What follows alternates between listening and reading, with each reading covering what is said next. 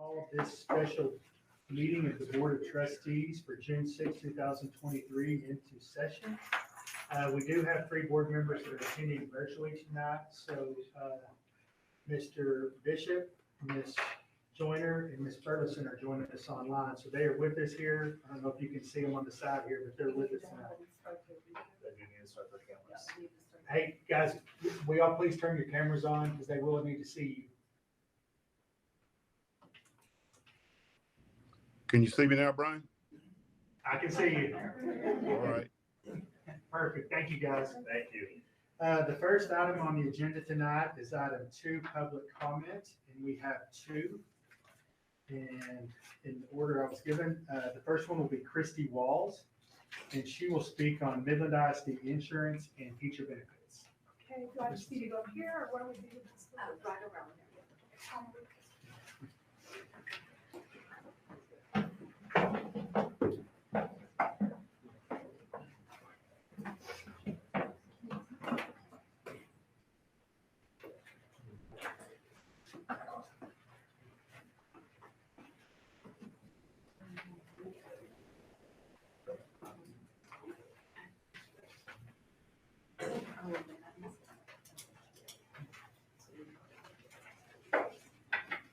Mrs. Walls. Good evening, I'm Christy Walls, and I'm a teacher at Emerson Elementary. I've been a teacher for Midland ISD for 24 years, and I'm here tonight to address some issues that my family is having with the Midland ISD insurance. You can't fix a problem if you don't know there is one. Each and every month for the last 24 years, I've paid thousands of dollars to carry my family of 7 on my school insurance.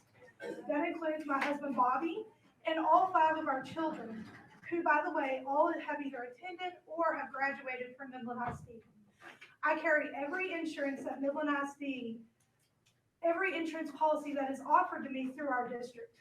This includes covering all 7 of us with our Blue Cross Blue Shield, health insurance, as well as vision, dental, emergency transportation, hospitalization, critical illness, a cancer policy, life insurance, and disability.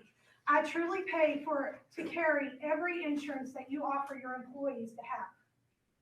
On March 22nd of this year, our world changed in a hiccup.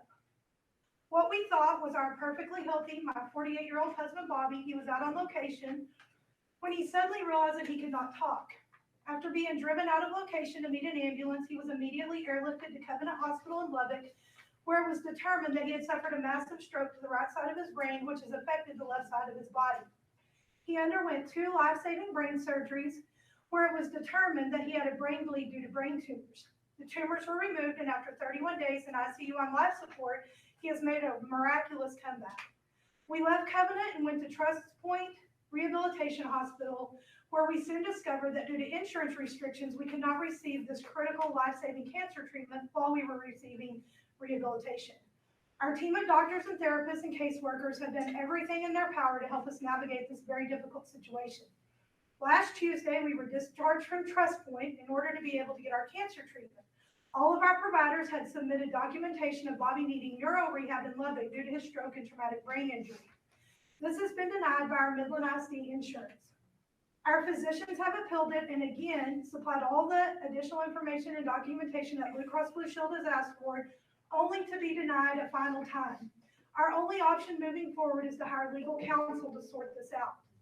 Because of the insurance that Midland ISD offers your employees is privately funded, the benefits are only enforced by Blue Cross Blue Shield. So you as a school board and anyone else in here do have a say-so on whether these life-saving and life-altering crucial rehab is declined or not. It's easy to simply say Midland ISD has great insurance, because we do until we don't. I'm standing here tonight begging you as a board to please look into this because you can reverse this decision. As I've stated, my family is Midland ISD. I have given the youth of my life to your district, and my children have represented you well through athletics and academics, and the benefits that I've been afforded to you as your loyal employee are failing my family right now. Something can be done about this, and something has to be done about this so other families like mine don't find themselves in an insurance nightmare during the darkest days of their lives like my family has. Thank you.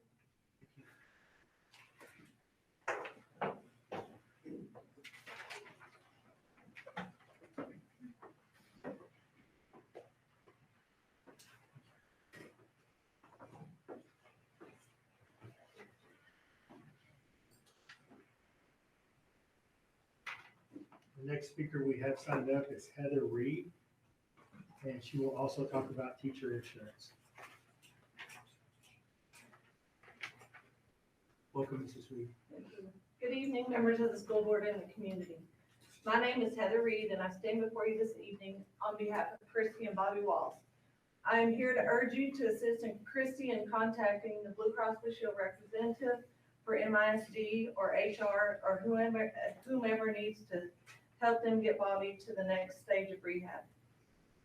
Christy is a longtime teacher, 24 years. She has taught all my children at Emerson. Christy and Bobby have been longtime friends of ours. Bobby is a pillar of this community, has poured countless hours and volunteer for the community through coaching baseball, Little League, things like that. And he wants to get back to doing that same thing. What is frustrating to me as a friend of theirs is how Christy has served MISD. She teaches the special needs, and I think God has prepared her for what she's dealing with now by working with special needs kids, but I think the school system has failed her.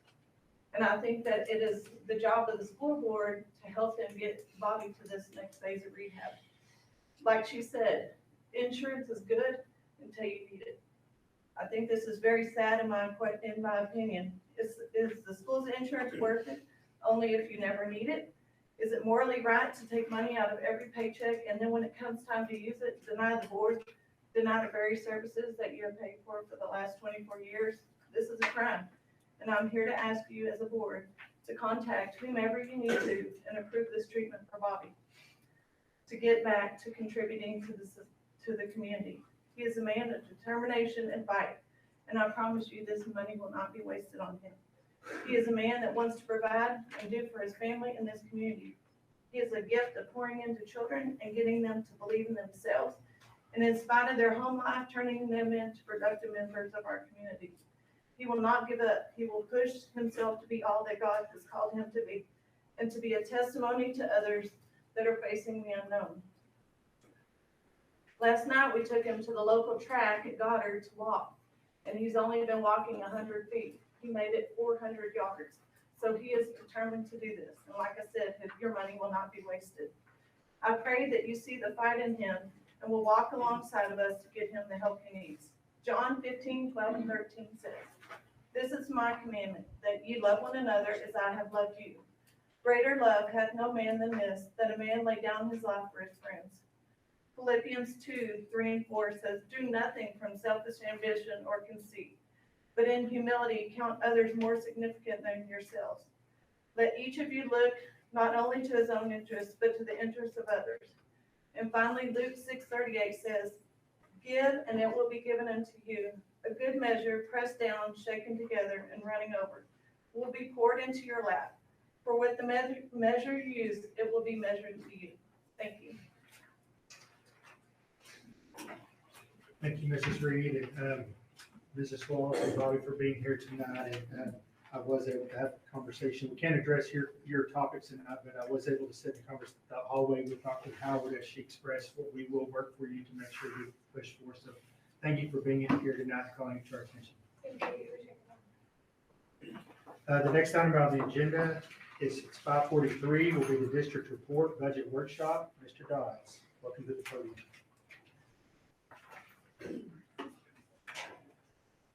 Good afternoon, President Murray, Board of Trustees, Superintendent Dr. Howard. We are entering our third budget workshop before we will have our budget hearing on June 26th. And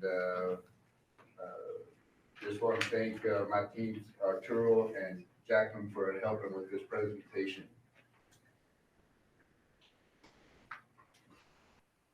As we go through the agenda, we'll go through the planning calendar, the district trends. A lot of this stuff we have seen. And then we will go to year-to-date and next year budget and the 23-24 budget development.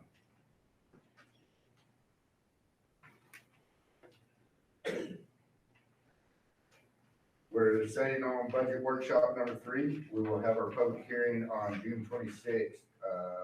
Today we'll also be looking at the compensation plan brought to you by, Chief HR, Mr. Reyes.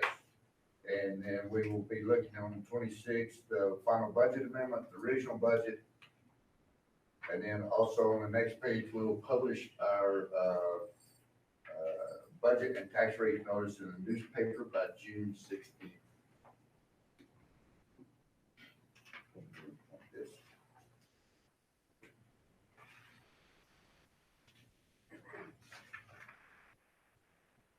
A better place to point it. All right.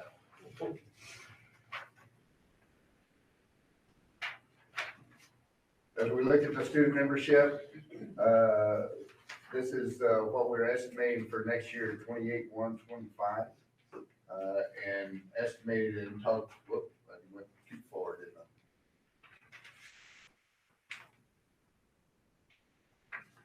didn't I? And then also an estimation by HR, 1,600 teachers.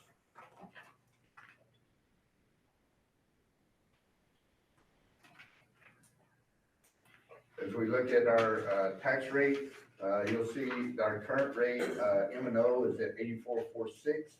Our next year estimate is compressed to 79.37. And then our INS will still remain the same at 7.02 for a total rate of 86.39. Right now, we've only received our estimate of taxable property value, which is shown at 47 billion, a little over 47 billion.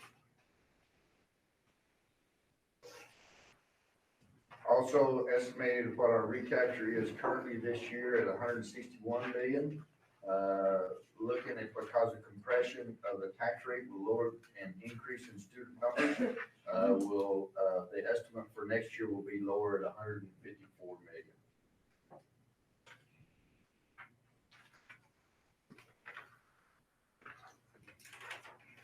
Our 22-23 budget update and forecast for end of year.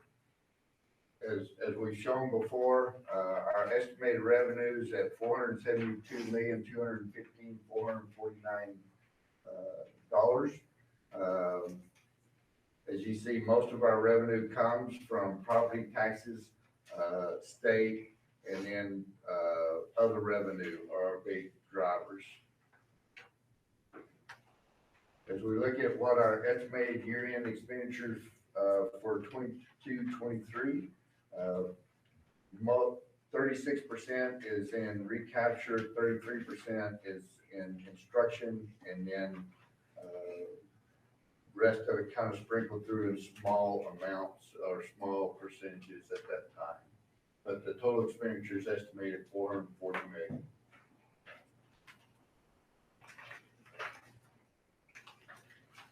These are some of the projects that we have brought forth to the board to get approved in the past. One of the things that will be going tonight will be K and L to go ahead and lower the budget impact for next year. And so we'll be doing the buyout for the enterprise leases and the buyout for the Jones portable.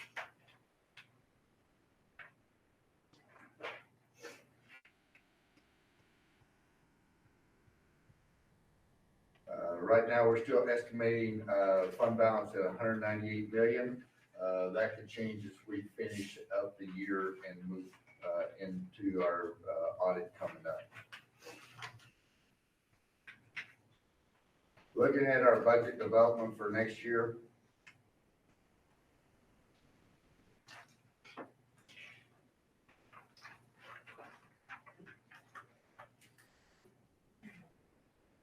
As we look at what our compressed rate was, or I talked about earlier at 79.37, student membership at 28.125. I did make a change here from the last budget workshop in the attendance rate because our attendance had come up. So at 92.27 currently. So I went ahead and we've been talking about making a full 1% increase in attendance. The enrollment stayed the same from last year, but the attendance going up. And so that increased our attendance to 25,694. Then our property value that I talked about earlier at 47 billion. And then property tax collections at 98.5%.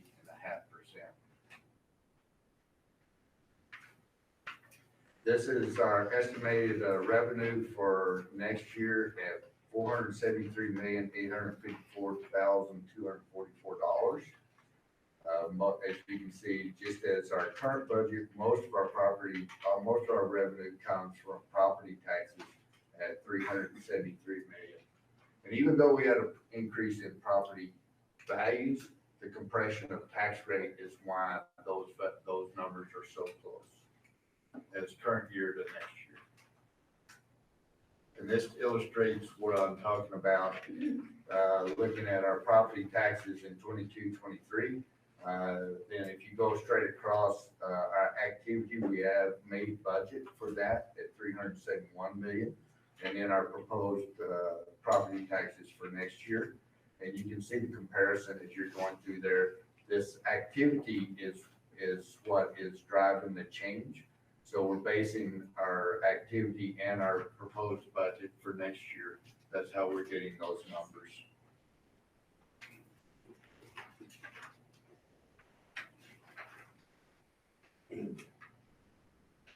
I have to work on a clicker.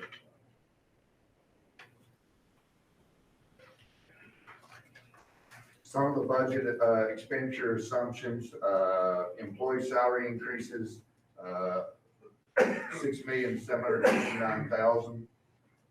Increase in benefits paid by the district. This includes all insurances that and benefits paid by the district. TRS, everything is 6,122,000. And then some of the things that we talked about before, district-wide elementary intercom system and district-wide initiatives for audiovisual upgrades and secondary, and then teacher laptops.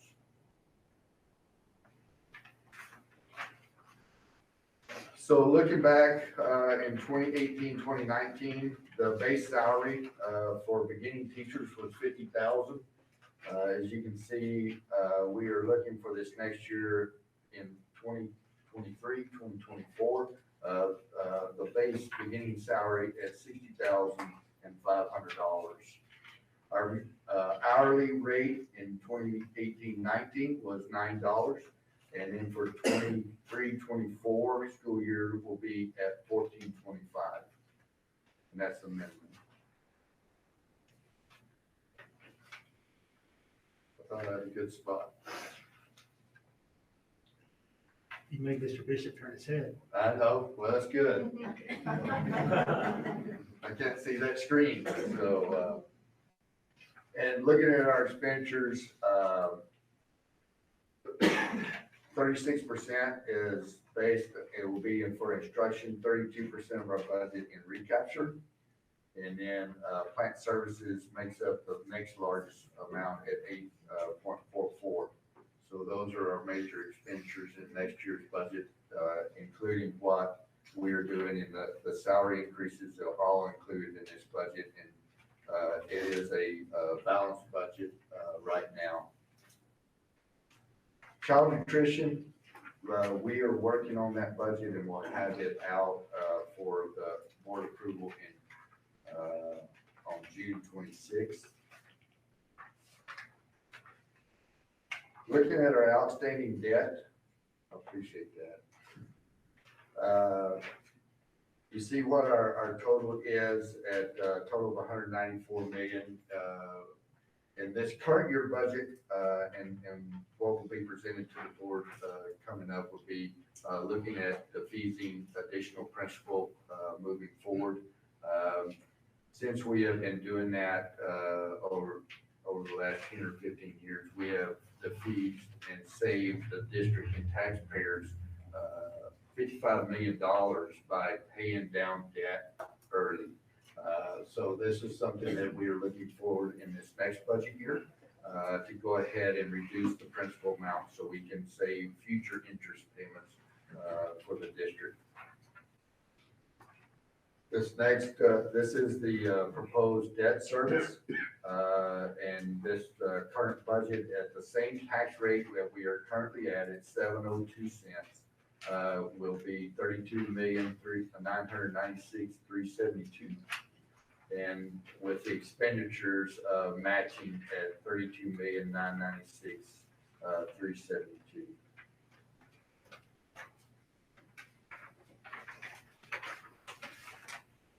And then our next steps, that's it, thank you. You see, we've already done the TASB compensation review, better be careful how I say that. Now we're at the adoption of the compensation plan. Then we will publish our tax rate and budget, information in the June 16th, or before. It must be published by June 16th. And then we'll be, doing the original budget, approving the original budget, budget amendment on June 26th. Any questions? Yes, sir. On page 9 on our recapture today, Yes. that 161 million, that doesn't include the offset from the transition. No, it doesn't. We get, on the formula transition grant, which is part of, just our funding that we get from the state. And that's based off House Bill 3 in years 2019-20 when that was passed.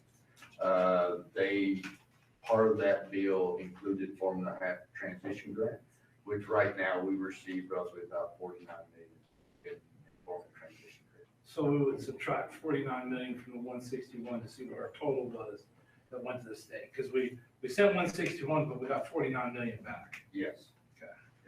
So the total cost of the district wasn't 161. No, It was 161 minus $50 million. if we lose formula transition grant, then the total. Then we're in deep trouble. Yes. Mr. Dodds, and I apologize for not having kept up since Friday, but did the Senate come back and affirm the House's property tax reduction? I have not seen that from anybody, so I don't think that has happened. They did look at 10 cent, the Senate looked at a 10 cent decrease plus the $100,000 exemption for homestead, plus the 5% cap on property growth. That was not according to the orders of the governor to just do tax rate. So the House approved a 16.2 cent decrease in the tax rate, and then they adjourned. The Senate was on off day, so there has not been anything done since then. Okay, so that brings me to my question on page 16. You show a compressed rate of about 5 pennies. Correct. And that's just normal current law compression. If one of those were approved, it would be on top of that compression that we have. So our current tax rate was compressed from the year before, almost 11 cents. I didn't get a thank you note or anything, but it was compressed by 11 cents, nearly 11 cents. Then we are looking at another 5 cent compression for this next year under current law. If the law changes, then that will compress more, depending on what they decide in the legislature. Thank you. Any other questions? Is there a date by when, when does this supposedly get done on their part, and does it affect our decision making? It doesn't affect our decision making. If we will, I think the special session was called for 30 days. Is that right? So they have 30 days in order to get something to approve by the two houses. We feel like this is session number 1, that there could be several items that were not addressed in the regular session that will happen in session number 2, maybe session number 3. We will see what happens. Thank you. And I think the biggest thing that Mr. Hodges has already pointed out that has not been brought up in a special session yet is the formula transition grant. Yeah. And so as of right now, 2024, 2025, that is set to expire. So we're looking hopeful toward the Senate and House into helping MISD and other recapture districts in that fashion. Yes, special, I have a feeling there will be a special session that will include school finance, because there was nothing done with school finance. What that looks like, one positive was when House Bill 100 was going through the House and the Senate, both of them came out with formula transition grant attached to extend that. So we will work with that. We worked well with Senator Sparks and of course Speaker Craddock's office, and Speaker Craddock really representing Midland ISD and helping on both of those, in both those chambers. Thank you. Thank you, Mr. Dodds.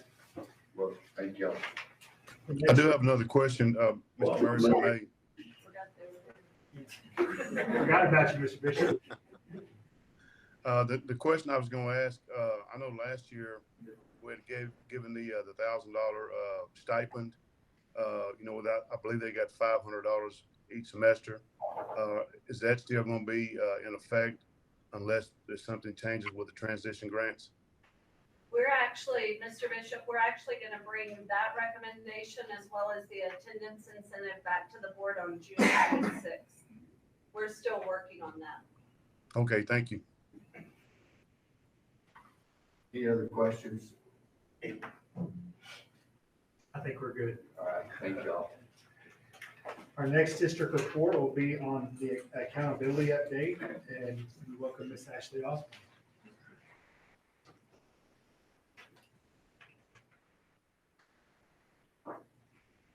Good evening, President Murray, members of the board, and Dr. Howard. It is my pleasure to introduce our new Executive Director of Accountability, who will give our accountability update.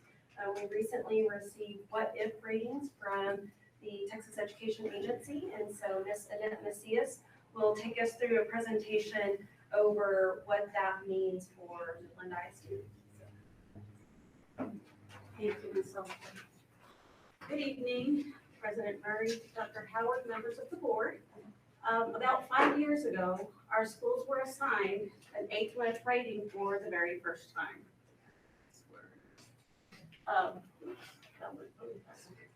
A what-if rating for the very first time. So the state requires that the A2F system be refreshed every 5 years. So what that means is in 2023, our schools will receive a rating based off of the new refresh system this school year. So before we review the ratings, what we need to keep in mind is 3 things that we need to keep in mind. First, the what-if ratings are not preliminary 2023 ratings. The what-if ratings are based off of old data, the 2022 results. And also, we need to keep in mind that the what-if ratings do not project what we expect to see in September.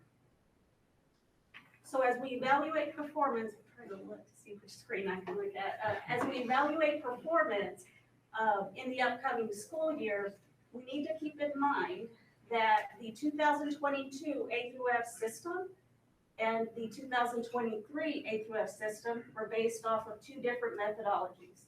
So what essentially that means is that when we evaluate performance, we cannot make an apples to apples comparison. So when we do receive the ratings later in September, we will not be able to compare those ratings to last year's 2022 ratings. So what are the what-if ratings? What the state has done, what TA has done is they have modeled our 2022 results and applied the 2023 methodology. So that's what is included in these what-if ratings. And the reason the state has done that is so that we as a district, when we do receive the ratings, we have data that we can make comparisons to and have valid information as we continue to work on improvement planning. If you'll notice also, the 2023 accountability manual is still open for public comment. So that means these what-if ratings are considered preliminary. That manual will not be finalized until mid-September. So as long as that manual is not finalized, these what-if ratings are still considered preliminary. So because they are preliminary, they're only being shared with school districts. These will not be released to the public until September. So what is the impact of the proposed rules if we were to apply it to the 2022 results? So reminder, this is based off of 2022 results. What we would see is that the number of A campuses would essentially stay the same. The number of B campuses would increase by 2. The number of C campuses would decrease by 9. The number of D campuses would increase by 2, and the number of F campuses would increase by 5.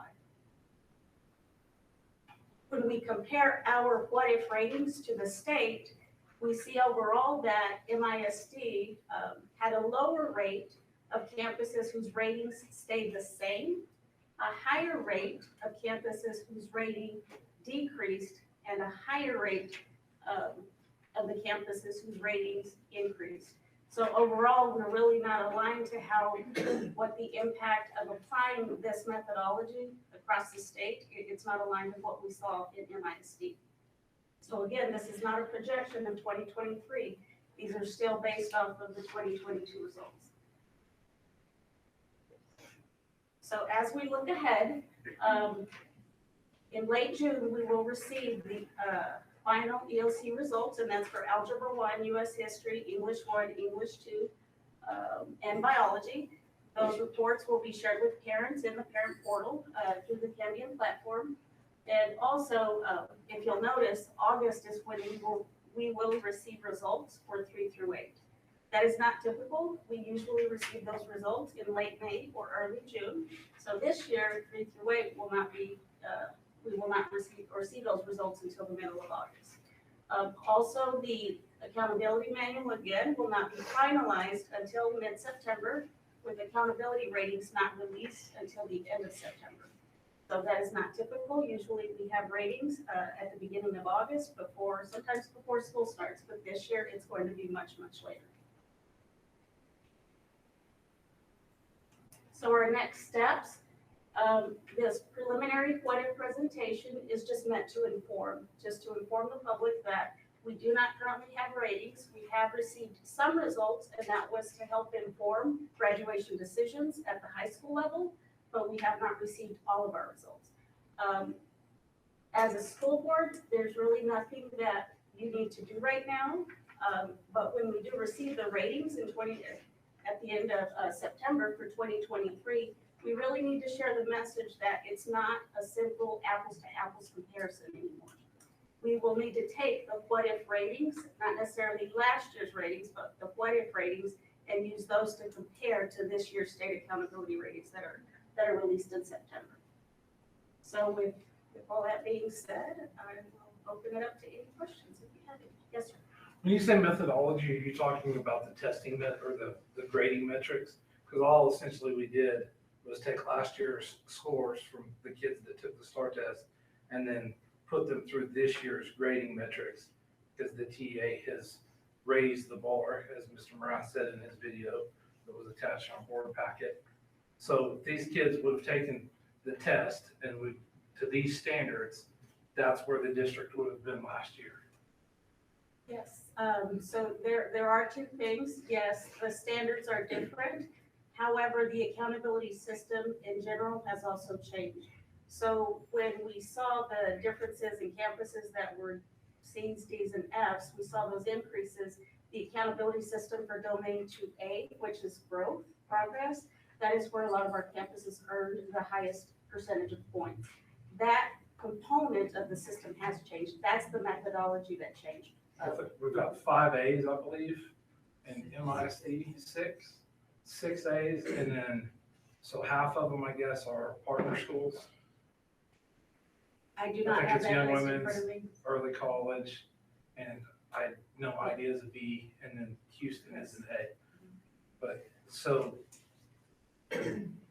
saying that as a board we can't do anything right now, is there a way to start looking at the D's and the F's? And I know that it could change, right? It could not be as detrimental as it looks. But if we're on the verge, if we're already an F, us getting up to a C or B is probably, the probability on that is not all that great. So should we not be looking at like turnaround plan, or not as a board, but putting Dr. Howard and her team on developing turnaround plans for those specific campuses. I mean, we can pretty much, I think that we should be proactive. Sitting around until September doesn't So seem I very. think what she meant was, maybe there's nothing you need to do right now. There's plenty we're already doing. So our team, has this information. We've had map data, we've had trend data. So that work has already started happening, weeks ago, months ago for campuses such as, Days of Allah, Scarborough, any of those campuses that we're seeing there.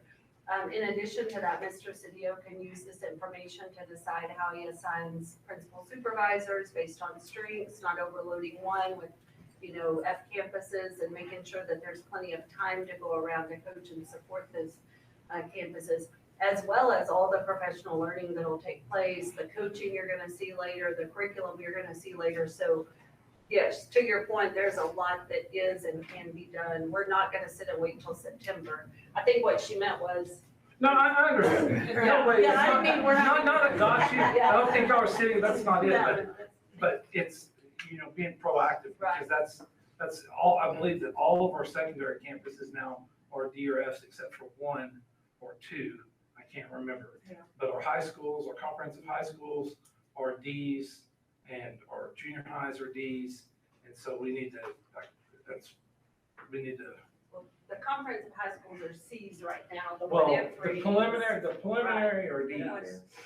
And one thing that Annette's team will be working on that we all talked about in the team of 8 training is when we do get final results, then we can come back as a group and decide where our baseline is gonna be, what are our goals gonna be, so that we can really push forward. And, we all agreed that, currently we say, when half the kids are gonna read on grade level, that would be meeting our goal, and we agree that's not where we wanna be. So her team can start, looking at different data points, and is looking at different data points that we can bring you all to help you as you're setting goals and making plans for how we move forward. We also have to keep in mind that there was the change in the test. So when we do look at the results from last school year, we're also not comparing apples to apples. So when we look at this old data, There was a change in the test? I said for 2 years that there was, anyway, I stated that very loudly, there was a change in the test, and I was told, no, that's the data, there was no change in the test. So I'm surprised to hear that now. This year, there's a change. This Yeah, year, there's, again, the test changed. so we kind of knew this was coming. Yes. yes, it has to be. You are correct. Well, I appreciate you being here. Welcome to the team. And good, may Godspeed. And what we'll do is we'll take the results that we have available and we'll start modeling data. It's not perfect, it's not the best, but that's what our charge is, to model the data and provide those results to Mr. Cedillo and Ms. Osborne and the team, so that we can start planning on working on turning around those campuses. Mr. Marquez? So, just to make, recap a little bit about Commissioner Moran. I listened to his speech, it wasn't last year, it was the previous year after the pandemic. We kind of come out of the pandemic, but, he had gone back and studied several events in the world within the last 100 years in different educational systems. Whether it was involving famine, wars, or so forth, but, in each of those events, the system was not able to recover through the path. If you were per se, if you were in 8th grade and you were behind, that study provided information that the child stayed behind all the way through, through high school. That's his information, that's not mine. I'm providing it because, and the reason I'm bringing it up because the system, I think now with this pandemic, a global pandemic, that there's been a greater stride made in that statistic about how we're gaining ground. But still, I want to bring it up because, it's still amazing work that's going on. So, there's not potentially, if you can prove the world wrong in that statistic of people that, model and study that for years, that you can just overcome an event without ever having an impact, a long-term impact, and maybe we can do it, maybe 3 years from now, 4 years from now, there won't be any sign of it in the educational system. But, that'd be great. We should write it down for history for the world, but, that was his speech to us over 2 years ago, so. And I bring that up because, as we talk about or break any bad news or talk about any difficult news, we always want to, remind ourselves that there's a lot of hard work that's going on out there. And that, I can assure you, that I, as a board of trustee, is committed to supporting actions that will deliver good student outcomes. And because I understand it's a very difficult task to get from this pandemic. And then 5 years ago, we adjusted to the ratings, the new ratings, to the new modeling. We're gonna do the same again. So, Midland ISD has been proactive in those changes as to, how we can figure all that out, obviously we could, we just all go home and we wouldn't have any board meetings, because it'd be a resolved problem. But as a community, we're trying to resolve it, and it's large scale with 27 some odd thousand students and staff. So, we're it's a process, and I just don't want people to forget that there's human people involved here, and it's difficult work. So, thank you for coming on board. Thank you. Any other questions?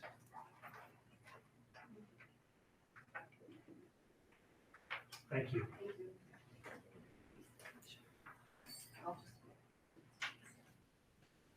All right, the time is now 6:16, and we will move into discussion action items. The first item up is A, discussion of a request for approval for the order authorizing and providing for the defeasance and redemption of certain outstanding obligations of Midland ISD. Mr. Dodds?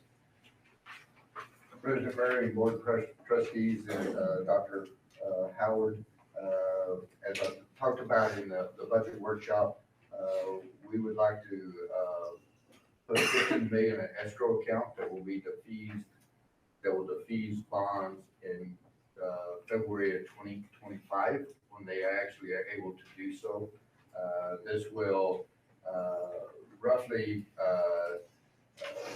put about $14,380,000 in principal, and then save the district about $4.8 million in future interest payments.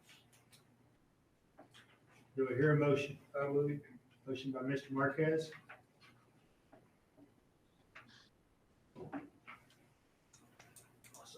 Second by Mr. Booker. Any further discussion? All in favor, please signify by raising your right hand. Please note that you can see the 3 board members joining virtually have raised their right hand, and it's unanimous. Thank you. All right, thank you.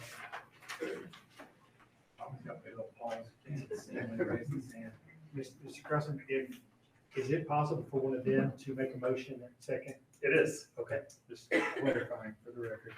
Okay, item B, discussion of and request for approval of the 2022, 2023 application for low attendance waivers. And welcome, Ms. Villarreal. Hello, good evening, President Murray, members of the board, and Dr. Howard.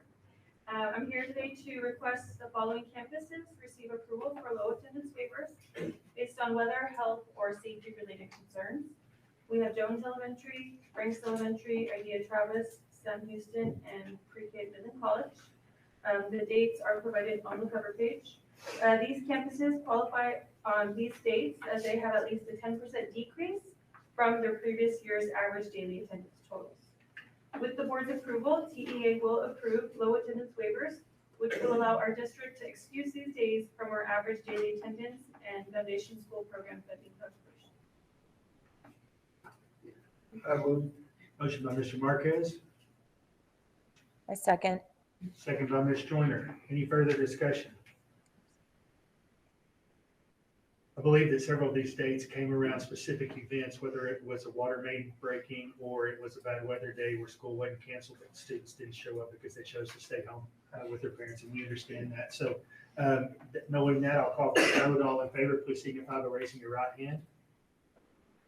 We will note that we see all three hands raised virtually, and the vote is unanimous. Thank you. I would like to point out that this is not something we've filed for in the past, but it is allowable by the state, and it recoups about $95,000 for the district by doing it. So we're gonna take advantage of any opportunity to recoup money for the district. Thank you. The next item on the agenda is item C, discussion of and request for approval of the 2023-2024 compensation plan and general pay increase. Mr. Brandon Reyes will present the comp plan. Well, Mr. Reyes comes up, one, I want to thank him for all of his work here. I think he's been here 4 weeks, and this is about a 7-month project. So we appreciate all of his work on this. Compensation plans are not easy. We haven't done a salary study with TASB since 2017, and so I know there's been a lot of questions around this. Over the years, working through salary studies in 4 different districts now, it never fails that when you're trying to give salary increases, there's still people that are afraid they're gonna lose money. And I've never understood that, but I've seen it in 4 districts. So I do wanna assure everyone that regardless of what you see on paper, if you're hitting a max, if you're hitting, something like that, that everyone, if board approved, does receive the general pay increase. The other thing I want to point out, and I'm not going to steal all of Brandon's thunder, but I think it's real important to point out that salary increases show the importance of the work that our teams do. We can't do it. It doesn't matter what curriculum you approve. It doesn't matter, how much we pay down debt. None of that matters without our people. And so we're going to always work to be very competitive. And we'll continue to do maintenance studies with TASB because we want to make sure that from year to year, we're staying competitive within market ranges and we're adaptable to those situations. So I'll let Brandon go through his part and then we'll tag team answering questions that you have. Thank you, Dr. Howard, President Murray, Dr. Howard, Board of Trustees. We are excited to present our recommendations for the 23-24 compensation plan. This package does include a starting minimum salary for teachers of $60,500, up from $58,500. A starting minimum hourly pay for bus drivers of $25 per hour, up from $22 an hour. And the starting minimum hourly pay for all other pay plans, $14.25, up from $13.50. The package also provides general pay increases, or will also be referred to as GPIs from here moving forward, for all teachers and staff. A 4% GPI for teachers and all other pay groups, and a 3% GPI for the administrative professional pay group. For teachers, the GPI is calculated as a percentage of the market median teacher salary. This equates to a teacher salary increase of $2,200. New teachers to the district will be capped at year 30 on the teacher salary schedule in their initial year.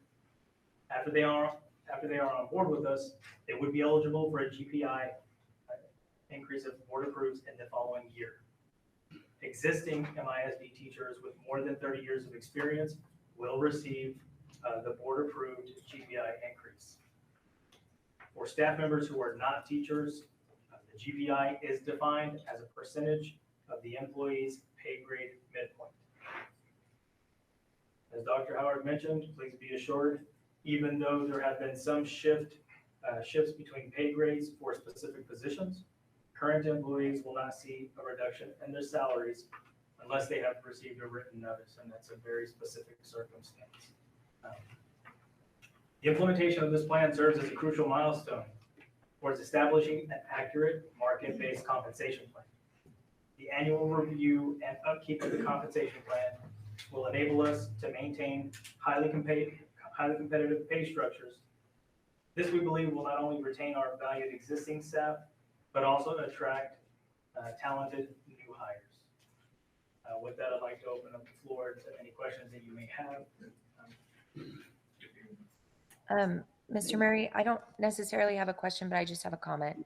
Sure. I would just like to also note that this compensation manual did come through the Human Capital Committee.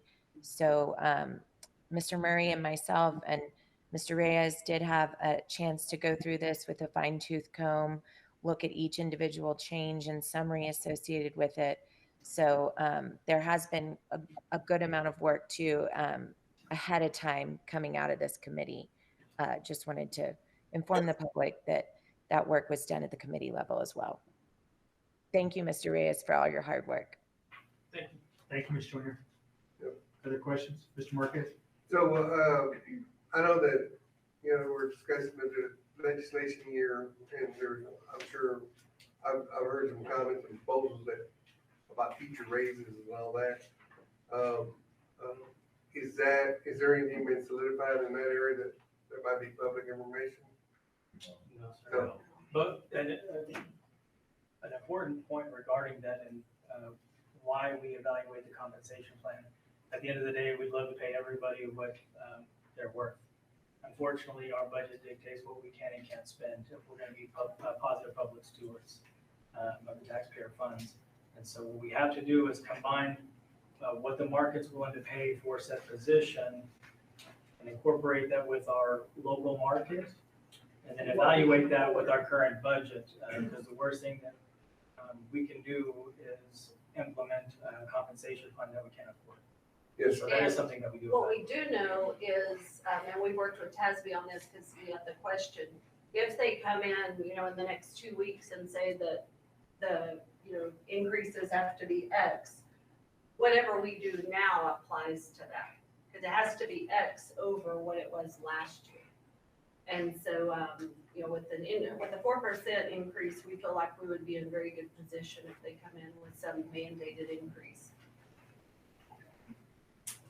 Thank you, because. Unfunded mandate, probably. Unfunded, yeah, because I'm just bringing that up because sometimes, you know, obviously in the public realm, things get thrown around, but at the end of the day, potentially some of that might be unfunded public record in a sense. So, and what it does is it holds us a little bit hostage at the lower level because we're not at the state level. And we're not saying those things, but, you know, the state government says certain things is in discussion, and we might end up with a situation that they might only support it for 2 years or so. And I do think it's important to point out, because many times these questions get asked, at the top 3 pay grades on the administrative scale, the district is saving over $200,000. We've reduced those 3 pay grades by 1 position. And so even with all the reorganization, if nothing had changed and pay increase happened compared to what has changed and pay increases happened, we still know the savings of over $200,000 on those top 3 pay grades. Thank you for adding that information. I'll just make a statement. In the finance committee, we've already talked about it. I appreciate your work. Welcome to my seat. Think you're doing great things. Thank you, Dr. Howard. I think the finance committee with Katie and Brian did a great job. It looks good. I'm not going to support it because I'm not going to support a 3% raise for administration unless the administration has been here and fully vested. I think in private sector, you have to be here for a certain time before you're eligible for that raise. I also think that we ought to look at some ways to be able to hold our administrators accountable through incentive pay, just like we do our teachers. So when we look at what if scenarios where we have 16 failing schools, obviously we had problem with leadership and administration, either on a local level, not necessarily out of this office, but why would we continue to have those administrators or that lack of leadership that proves through data points that we're not serving our students and improving student outcomes? I think it's a great package. I support the 4% for teachers across the board, but I can't support, because every $150,000 in salary of an administrator is an automatic $4,500 increase in their salary. And I think that you should have some skin in the game and be vested in here. And I don't mean that to be offensive to you. I am grateful that you're here. I hope my overweight butt is not running you off because you're of value, but I just don't think that I can't justify that logically to me to pay that kind of money and automatically get it unless you've been here for probably a year and try and do a prorate and do an incentive. Because if our district's not doing better, there's problems, and we need to root those problems out. The best way to do it is control the purse strings. So that's all I have to say. But again, please do not, like, I'll buy you steaks, whatever, you know. We're good, and, you know, honestly, it's really also hard for me to comment, just specifically in the position I'm in. But what I can say is I completely understand and respect your point. Let it We're be happy known- to have you. Thank you, Mr. Hodges, and let it be known on the record that Mr. Hodges says he was buying steaks. You got it. Hey. He's told me that I'm- before and I would say. I'm not saying we're not gonna feed you well. Any other comments from virtual guys? Thank you, Mr. Reyes. I just want to say, just add two things. And I think Mr. Bishop already spoke to one of them, was that we have valued our teachers and our returning staff as far as the retention bonus. And we look forward to hearing from you about the work of that. And I know that kind of ties hand in hand with what Mr. Dodge is looking for, to hear what the state's going to fund. And so that allows us to give those retention bonuses and have people come back, because like Dr. Howard just made very clear point of, our people are our best resource. It's not money, it's the people that we put in front of kids every day that make a difference. And so that is important. I'm glad to hear that you're bringing back the attendance stipend, or at least the discussion about it. 100%. I think be very clear is my guidance as to what those limits preclude, because we know that can be sticky if you don't have a definite guideline. And so we want to make sure that we want to reward those, because I feel personally, I should say, that it's best having a certified teacher that runs a classroom in that classroom every day, as opposed to having a sub. And not that I downgrade subs whatsoever, 100%. but it's because these people are trained to do this full time. And so I appreciate that work as well. That's something we did a couple years ago, and COVID caused us to have to put it on the back burner until we could take care of it. And I appreciate Mr. Hodges' comments and about the staff. And I just want to add one comment to myself, because I think I see this too. And if I was hiring someone today and our raises came due January 1 and you started September 1, you wouldn't be eligible for a raise. I get that in our market, that makes sense. But in my market, I'm going to pay you what you're worth on the day I hire you. And according to MISD, and the way, not just MISD, but all education in the state of Texas is run by this comp manual.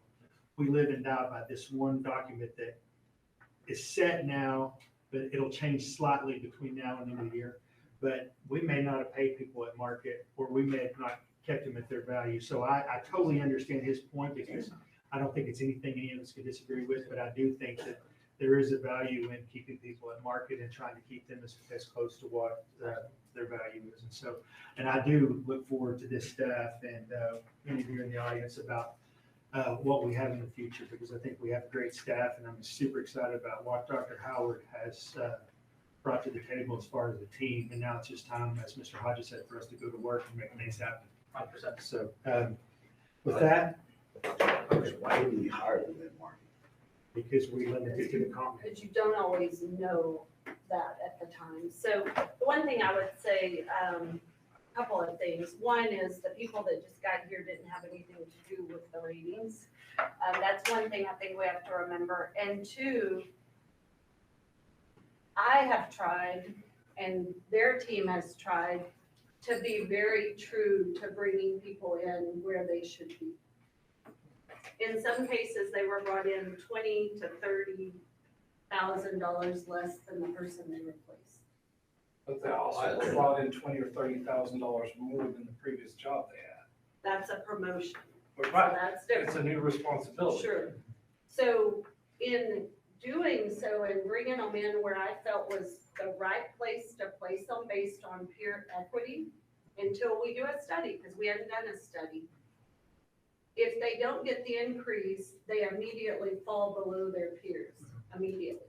And so next year, that equity adjustment is gonna be double to catch them back up to their peers. So there's two approaches when you're going through a salary study. One, I could tell HR, hey, we think we're gonna do a 3% increase, so everybody we're quoting to bring in, go ahead and place them there. That's risky, because then if you don't approve the 3%, we figure out we can't afford the 3%. Now we've told them we're gonna pay them something we really shouldn't. But if it's in the pay grade though. Right, but it messes with the peer equity. And right now, it is about that peer equity, the way the model is built. The other approach is, we bring them in where they should be, knowing there may be a pay raise and they're eligible for that, so they stay with that peer equity group they were assigned to, if that makes sense. So two people that look very similar in a pay grade should be making about the same amount of money. They're very similar on paper, their experience, their service, their skill set, so forth and so on. The And so, results should be what dictates their salary. So if they're coming, if they haven't performed in another district, and moved to another district, those two people can look the exact same on a resume, but one performs and one doesn't. One comes from a district with results, one comes from a district that doesn't. That's, I mean, right, my whole I don't point. disagree with you at all on that. Well, my whole, and I'm not trying to interrupt you, but my whole point on it is we have had numerous superintendents. This is not on you and it's not on anybody that she's brought in. This is previous, but we've heard this over and over again. And you continue to do the same thing, continue to get the same results, right? So until we start finding ways to hold the administration and local campus administration accountable for poor performance results by firing them, by exiting them out of the system, the only way we can do that is to control the pay. So if a teacher is an incentive allotment for performing well, right? Administration should be on that same incentive. I'm not gonna, would you rather make $150,000 flat, or would you rather make $250,000 if you do well? Well, I think the thing to think about is a couple of things. You said a lot then. A teacher that taught for us in May, let's say they started in May, they're gonna get the $2,200 increase. So the teacher incentive allotment is above and beyond. But the way that we pay right now is you do a year of service, you bump to the next level. So we have to then be held accountable for people doing their work and doing a good job. So what I would ask is, we've tried to do it right and bring people in where they should be. We can't always know what the market is until we do a study. And so if we don't give them that increase, they're making 20 and 30,000 less than the people they replace. I think you've all seen that I'll hold people accountable to do the work. Right, but it doesn't change the fact that some of those people were also being overpaid in those positions that they were at, and that was prior administration as well. Right, I'm which just- is why I brought them in where I think they should have And been. everybody accepted the job and the new role, happy with the salary, happy with the new responsibility, what have you. I'm not, your compensation plan, y'all done excellent with it. I have a different philosophy on it, because we have to, the board, 10 years from now, and when I'm not on the board, I won't be on the board probably in 3 years, but to set it up for success. And the only way to have success is to make sure that there's some type of process or incentive in this office, right? To make sure that they're making sure that the teachers and the leadership at the campus are doing it. Because you could get lost in the vortex at MISD for years, and the taxpayers have been paying for subservice. I mean, we just can't allow that, and that's my point on it, and I'll go back, because Brian doesn't have he's starting red. Mr. Murray, Yes, sir. Gil, can we call for a motion, please? Okay. Call for a motion. I move. Motion by Mr. Marquez. Do I hear a second? Second. Second by Mr. Bishop. Any other discussion? But what else? Well, we have a motion here, so we're gonna act on that first. If that fails, then we can split them out. We have a motion to approve the comp plan and a second by Mr. Bishop. Any other discussion? All in favor, please signify by raising your right hand. Show that there are 3 yes votes on the screen with the 2 in attendance, so that's 5. All opposed? That's 2. Motion passes 5-2. Thank you, Mr. Rodriguez. And again, excellent work. Thank you. The next item on the agenda is item D, discussion of and request for approval of approved purchases for over 100,000. Mr. Dodge, welcome back. Back. Meeting once again, board. we are looking at several, contracts over 100,000. I am presenting two, and then I think, Ms. Osborne will be presenting the other three. And so, right now, we're looking at, two contracts, for, one for Aries Building System and one for Enterprise Fleet Management.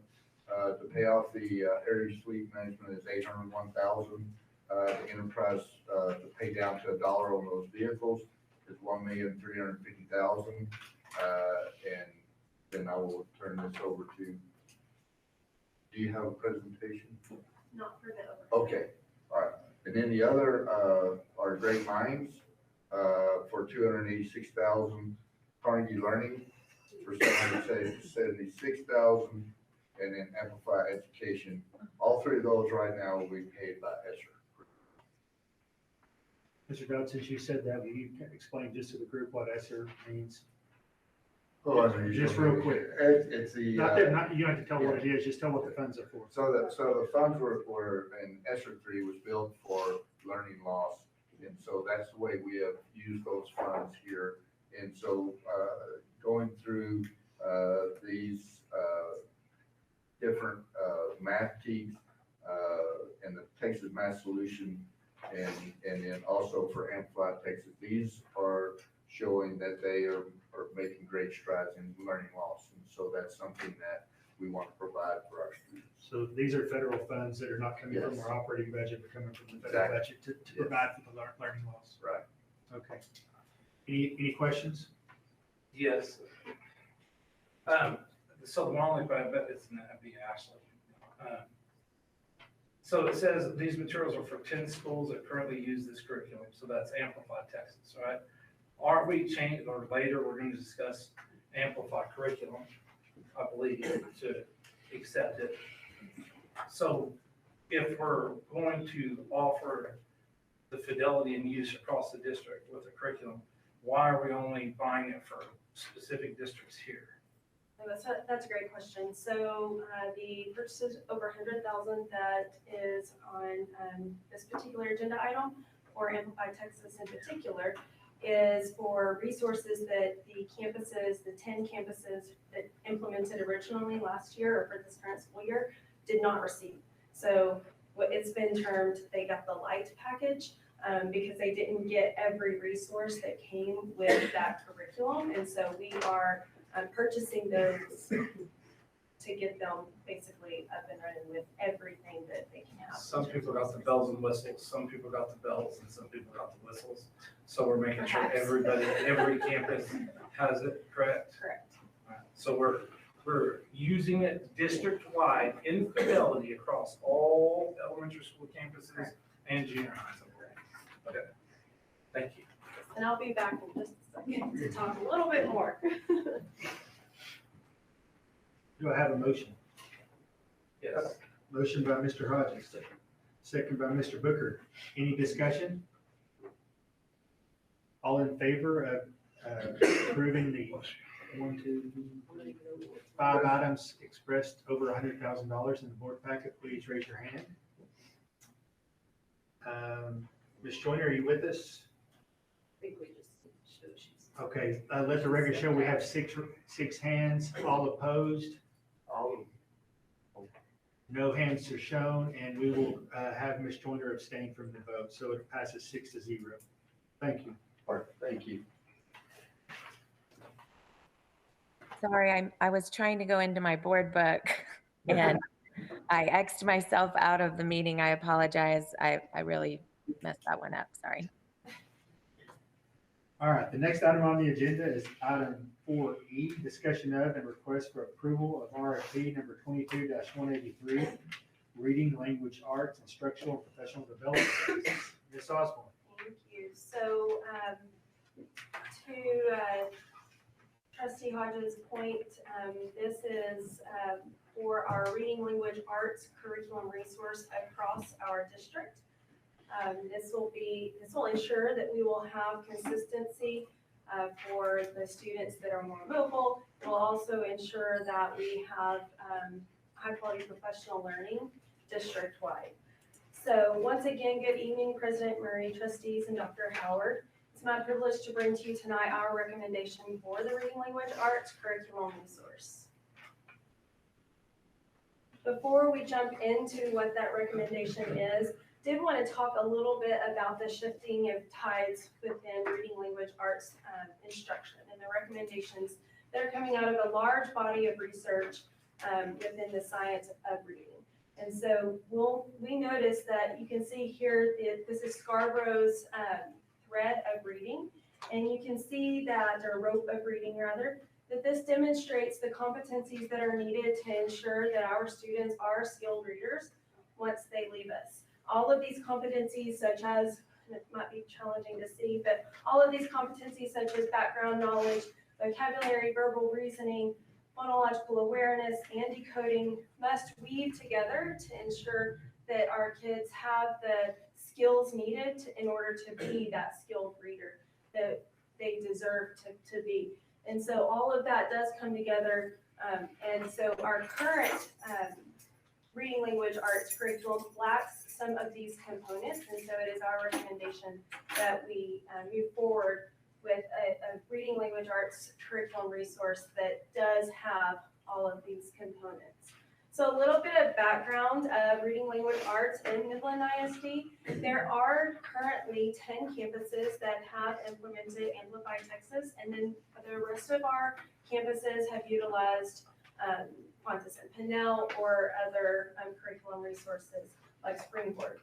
So with the implementation of Amplify Texas in our 10 campuses, we do want to recognize that previous implementation, what we've learned from it. So coming into the district, we've taken a deep dive into how that resource was implemented and what we can do better to ensure that our teachers have exactly what they need to be able to implement that resource with fidelity. So some of the challenges, a lack of the timely communication, that's why we're bringing this to you now so that we can communicate broadly to our teachers professional learning opportunities this summer. We also saw that there was a lack of that professional learning, and so we want to ensure that that professional learning occurs during summer and is ongoing throughout the school year. A lack of pacing and guidelines, and so our team is working on what that scope and sequence looks like. And we've even gone to the granular level of creating a day in the life of a teacher so that they can see exactly how they would implement these resources. Another perception is that it doesn't cover the standards, and it is a Texas Education Agency approved resource, so it does cover 100% of the standards, and that it lacks text for students. And that goes to what I mentioned earlier. With the prior implementation, our campuses did not receive everything that they could have received, and so we're making it right for those particular campuses, and then we're looking to purchase the full suite for the other campuses.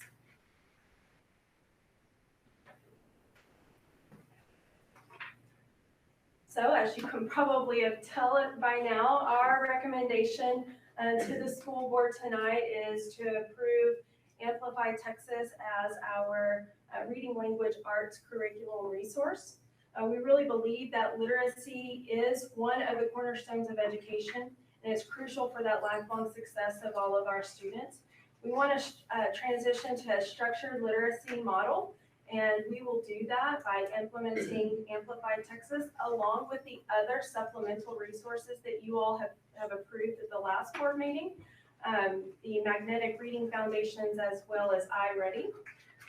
We will be able to have a robust curriculum package that supports our teachers and our students.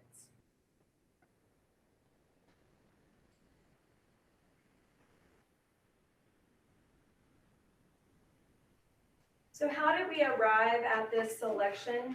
We did not go into it lightly. Although we did have campuses that already implemented Amplify Texas, we did take a deep dive and put out a request for proposal through our procurement department.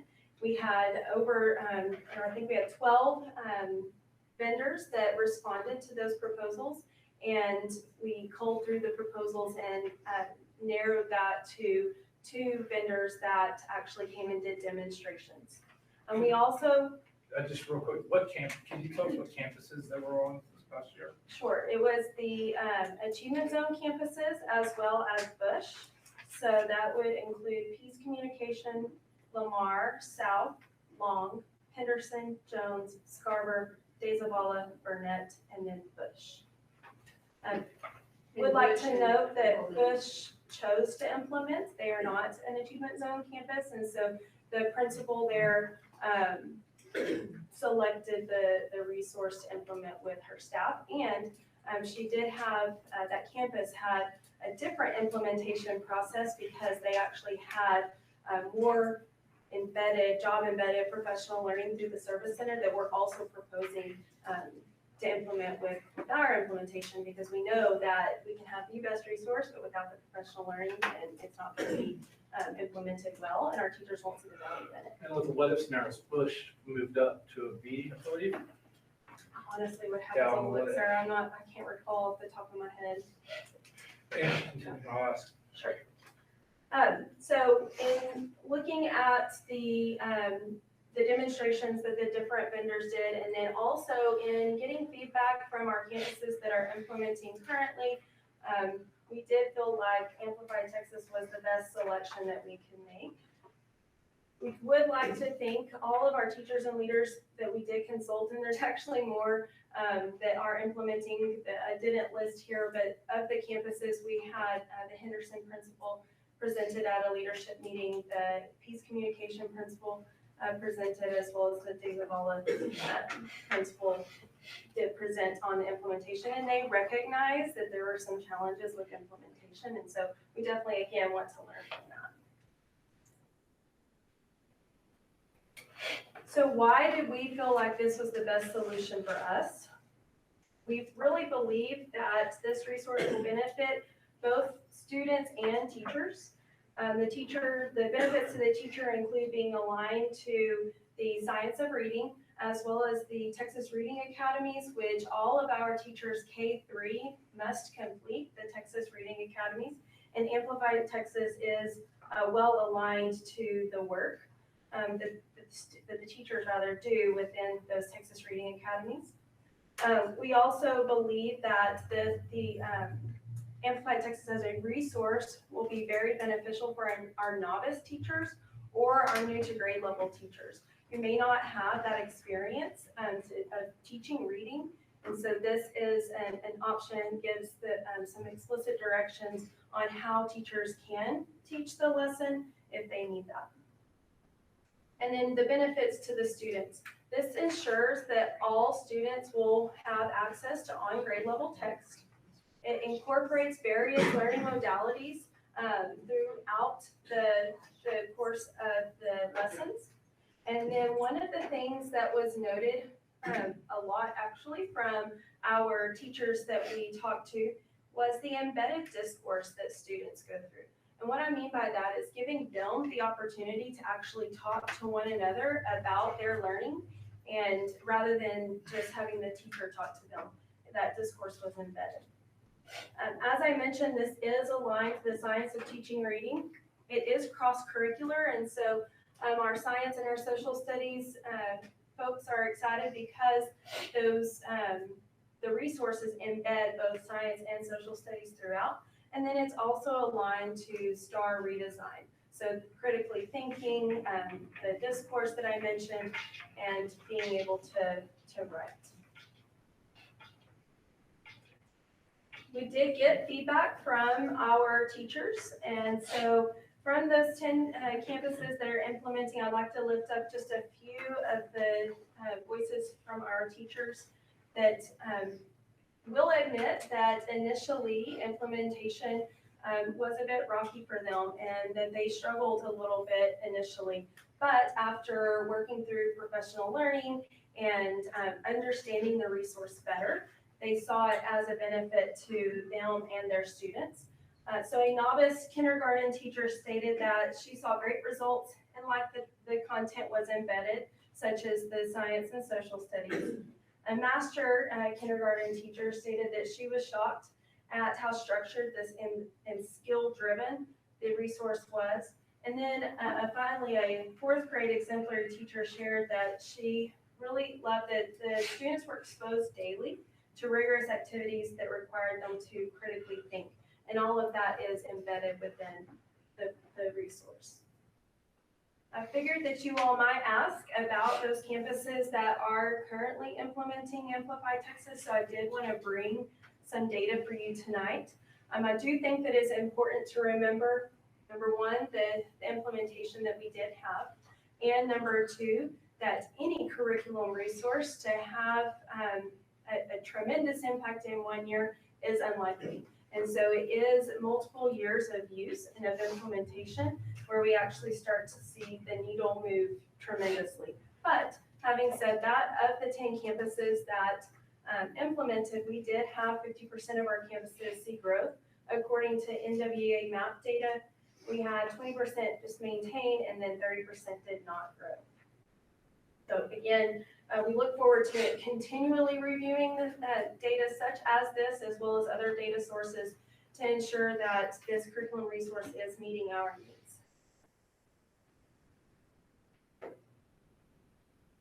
There are other districts across the state that have implemented Amplify Texas, and they're further along in their implementation.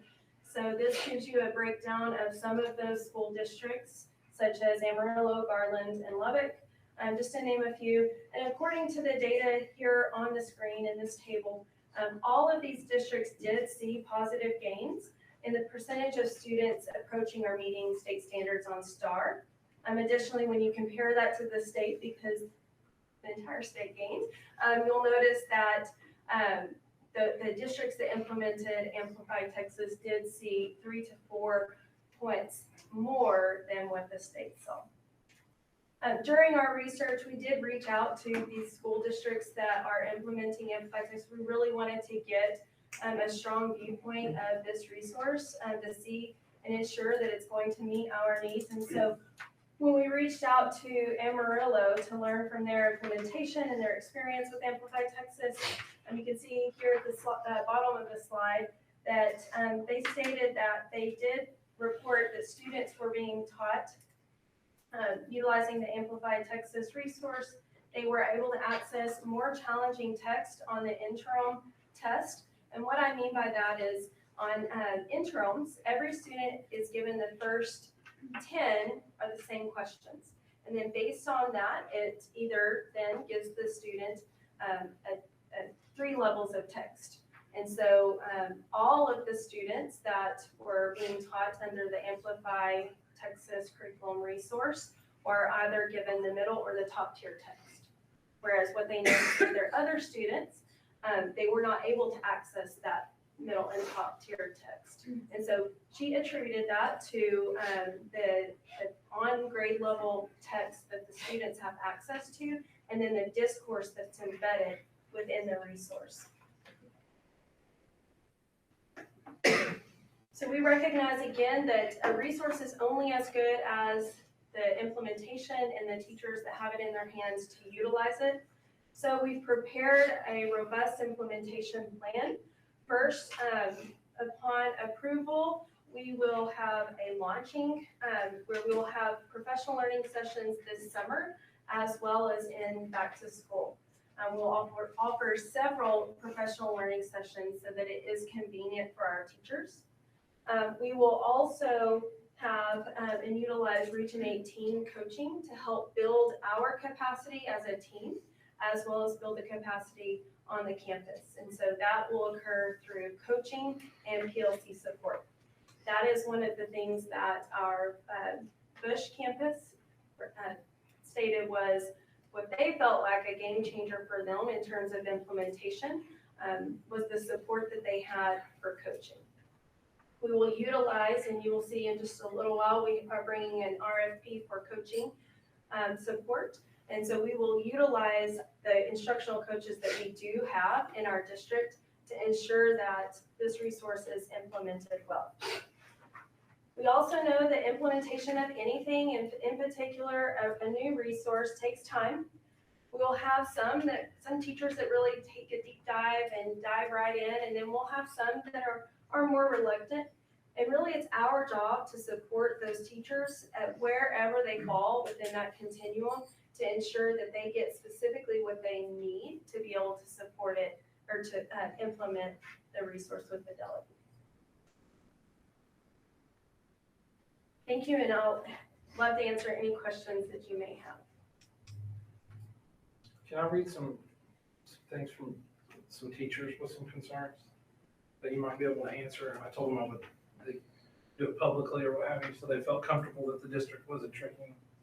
First, thank you y'all for giving us access to the curriculum. I want to say as hardcore right-winger Republican, we've read through the curriculum I have not seen anything that is upsetting or there's the Amplify Texas that we have currently here at MISD. I don't believe that we have concern for some of the things that are going across other places. So that's a misnomer. I did not see that. I didn't read all of it. So if somebody finds something, there you go. But a concern here is like third grade Amplify bridges the gap between K through 2 and 4 through 6.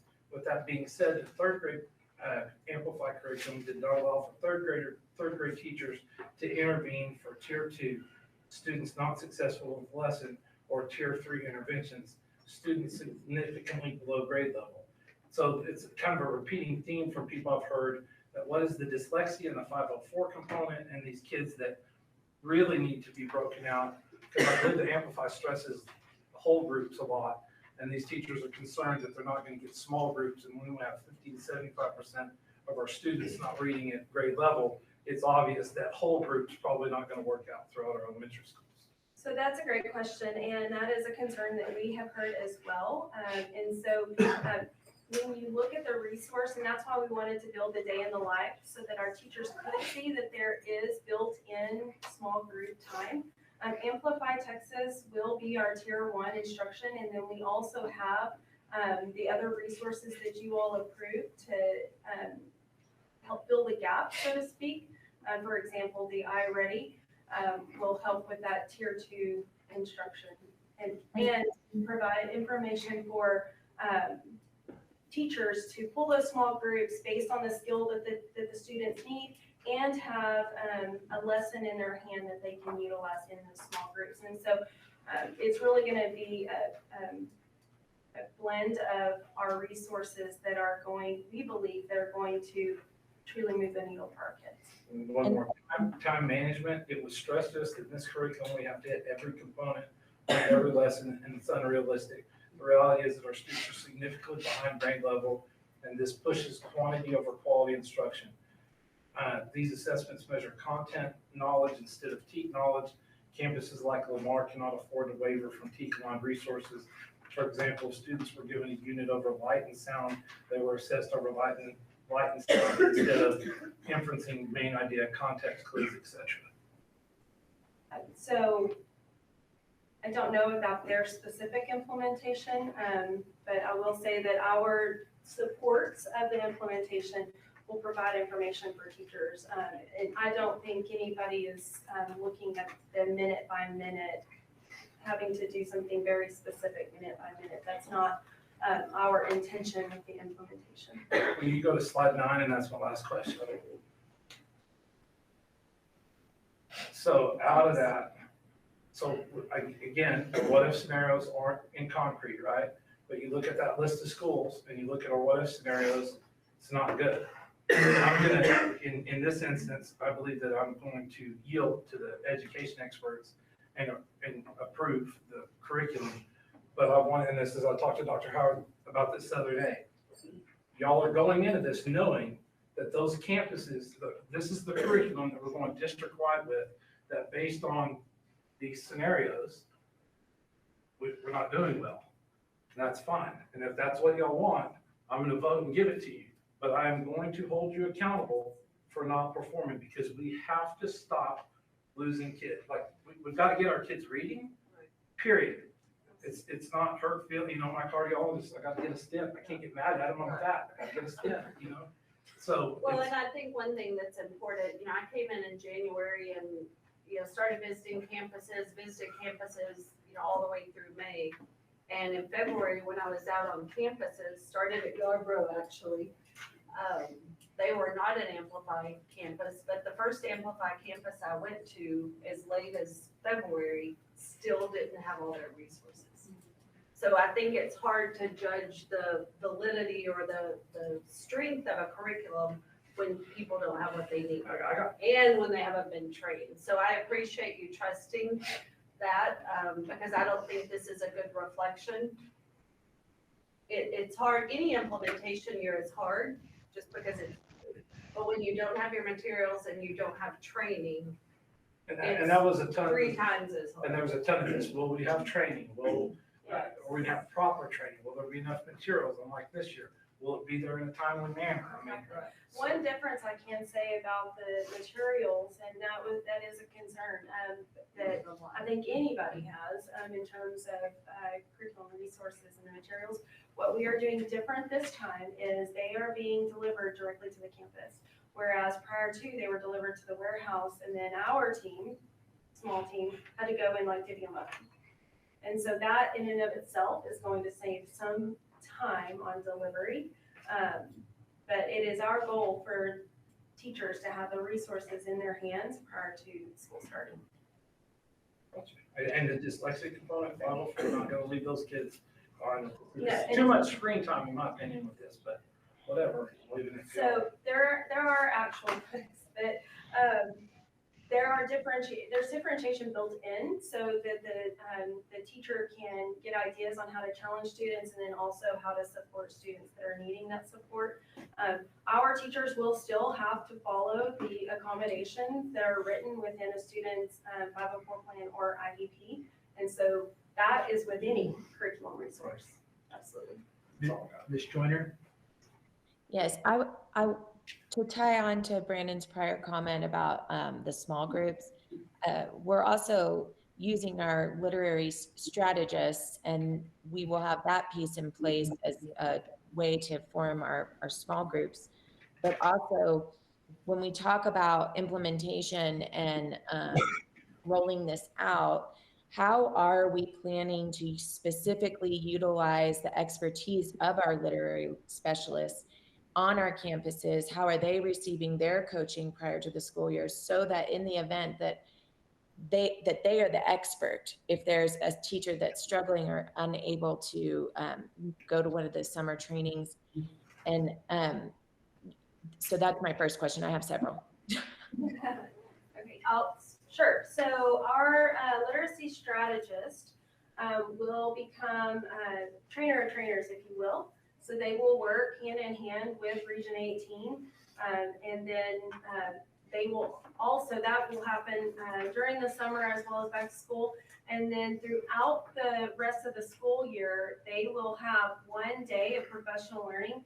Half of the day will be spent on building their coaching capacity, because that's our goal for literacy strategists, is also to help build the capacity of the teachers that they serve. And then half the day will be spent on curriculum resources. So the curriculum resources that we've approved.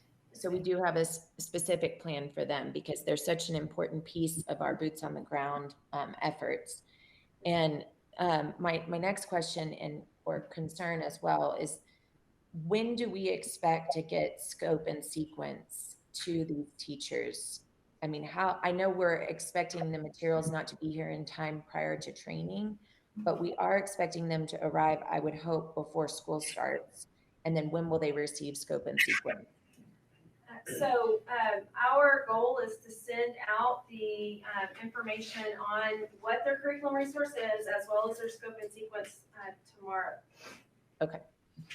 So and then another concern that a teacher brought up that I hadn't even thought about was what happens to, I think it's Fontes and Pinnell that we've been using for the past 4 years. There's a lot of materials built up over time that are not being utilized, because it's my understanding that with that implementation, once they got into it and started really using it day to day, it became not as comprehensive to the TEKS as originally thought. And then they were referring to it as a resource instead of a curriculum. So now we've got all this F&P in the classroom. What is our plan and intention for that piece in order to make room for, literally in the room, for our new curriculum materials, and also to prevent the fallback to F&P?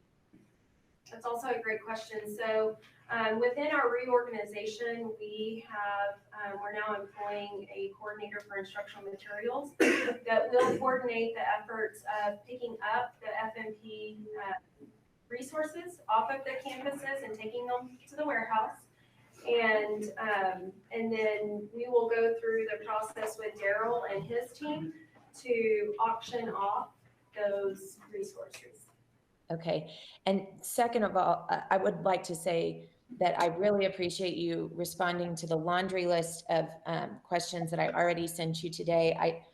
I know, and I think the board feels that along with things like discipline and attendance, that this is at the very, very, very top of the things that we will approve and that is important to this board. I speak for myself, but I think that we can agree to that. But so I appreciate that. My only concern, and you've addressed it multiple times, so I know that y'all understand it too, is the implementation, because in my humble opinion, I think that is where MISD has struggled the most, is in execution.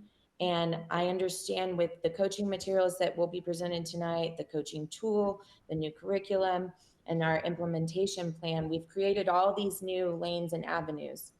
I just would respectfully say that I hope that when we're in our lanes, that we're running on the same track and we're running the same direction. And I think we're going to do great things. And I appreciate all the work that went into this. And the only other concern I have is that in the future, when we work through these RFPs and create these committees, that we have maybe a better stream of information and feedback for our teachers that are participating. And also, I in the future would like to be able to see how teachers voted and what the support was. Just my personal feedback. Thank you. Ms. Burleson? Can y'all hear me? I got my headphones on. Okay. Okay. I just want to say thank you so much for addressing literacy. I know I've been a thorn in your side since the beginning of this, but the foundational skills are so important for our students in K through second grade. And I just feel like that if we could get that piece right, that's going to help all the way up the line with the other students, the other grades. I am super excited about this as a teacher.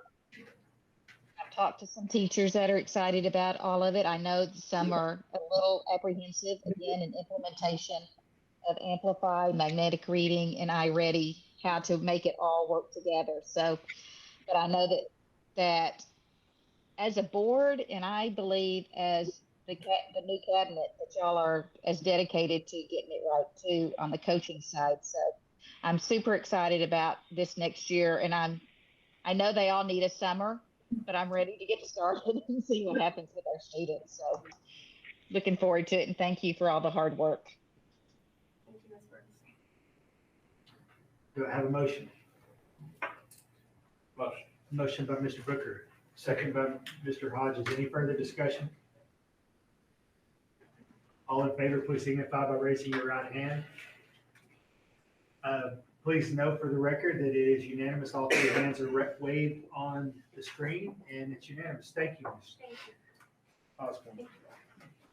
The next item is item 4F, discussion of and request for approval of RFP 22-301, instructional coaching support, PLC model and facilitation. Ms. Garcia, welcome. Now, before you start, I got a question. Was that your walk-up music that you were tuning in? I'll tell you the funny story is it's one of those picture slide decks that the iPhones automatically generate. I don't know, somehow my phone was open and it just clicked on it and this video of pictures started playing. So I thought it was pretty cool music. I mean, I had to have entrance music to come up here. So good evening, Board of Trustees, President Murray, and Dr. Howard. It's my pleasure to speak to you today about two separate RFPs. The first one tonight is going to be over instructional coaching support, our PLC model, and facilitation for all of this work. So we're really excited to align some of the processes that are in place in Midland ISD and bring you hopefully some systems that will truly help teachers and students. So we're going to start off with kind of what is it, and just giving you a little bit of background into the reason that we need this and how it's going to help support our teachers. So as you know, research tells us that the biggest indicator of student success is the teacher. And so for that reason, we know that in order to develop our teachers, we need some opportunities to give them feedback so that they can improve their practice. We're going to focus on two things that will really help us do that, and that's job-embedded professional learning through observation feedback and utilizing our instructional coaches to deliver that observation feedback, as well as a focus on data-driven PLCs. So in order to leverage our MCLs, our campus instructional coaches or strategists, as well as our campus and district leaders, we need a consultant to help build capacity in our MISD team. So through this RFP process, we have the opportunity to vet different consultants and select a partner that can provide us with the best professional learning that will align with our instructional coaching needs. So we're excited to share what that process is going to look like. Through the RFP process, Through the RFP process, we started this work in March 22nd by publishing the instructional coaching and PLC RFP. We created a committee, and in April, we started working through the different proposals that were submitted and scoring the winning bid. And we're going to deliver our recommendation to you this evening. Before we get into that, I'd like to just take a moment to thank. They're super touchy. I know, it's very touching. We want to thank our committee members that really helped us look at the different RFP proposals that were submitted. So we know they're very busy, and you'll notice that our committee is really mostly a lot of our district leadership team, as well as we have a coach there. And the reason for this is the work starts at the district level, and we start rolling this out at the campus level as a result of that. Our recommendation tonight is TNTP. The reason we selected TNTP for this work is because it aligns with the district's opportunity culture model that's currently in place, as well as Get Better Faster and the work from Paul Van Santoyo's work through Leverage Leadership as well. Many of our campus and district leaders have already worked with Paul Van Santoyo's work, and we will ensure that the implementation of this work has the necessary components to make this a great return on our investment. Our goal is to utilize this process through gradual release to build capacity in the MISD team, where we will solely own this work by 2026. And I'm going to talk a little bit about that through our implementation timeline.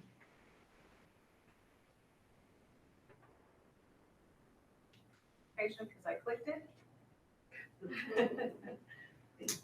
Okay, so our implementation timeline in year one, we really plan on focusing on providing an orientation and building coaches' skills through ongoing structured and monthly professional learning.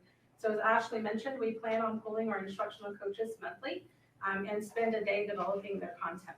So for 3 hours of that day, they will be focused on building their coaching skill sets through this work. And the other 3 hours of the day will be dedicated to their curriculum resources, such as Simplify and all the other resources that we will be implementing next year.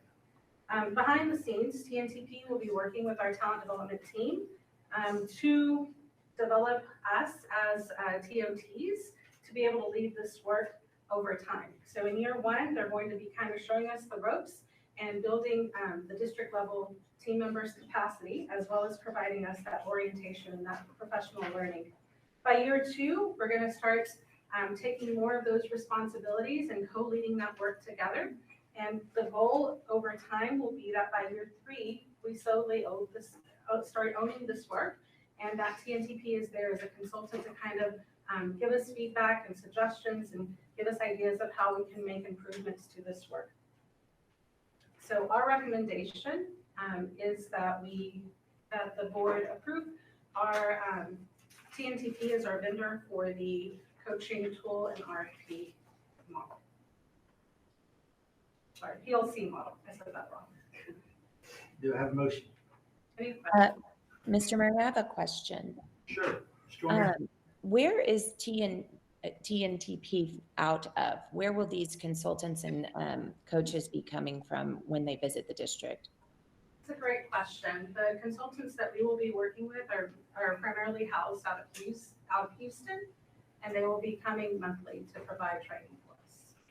Okay, and I didn't submit this question beforehand. I apologize, it just came to me. And you may not be able to answer it, but how many districts are working with this group? And do we have any data that we used in the decision-making of how well those districts were doing? Yes, so there are other districts that use TNTP. I don't have that data available right now, but I can get it to you. But we did check their references. They have positive references. I failed to put that on our presentation today, but I can send that to you. And that would be great. And then my last question is just in conjunction with what we were just discussing about Amplify.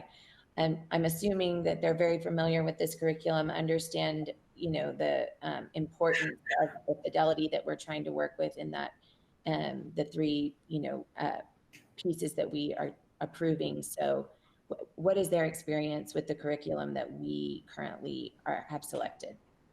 So from the TNTP lens, they're not really going to be focused on necessarily curriculum, more on the coaching skill set. So they're going to be looking at instructional practices in the classroom, regardless of what curriculum we're implementing.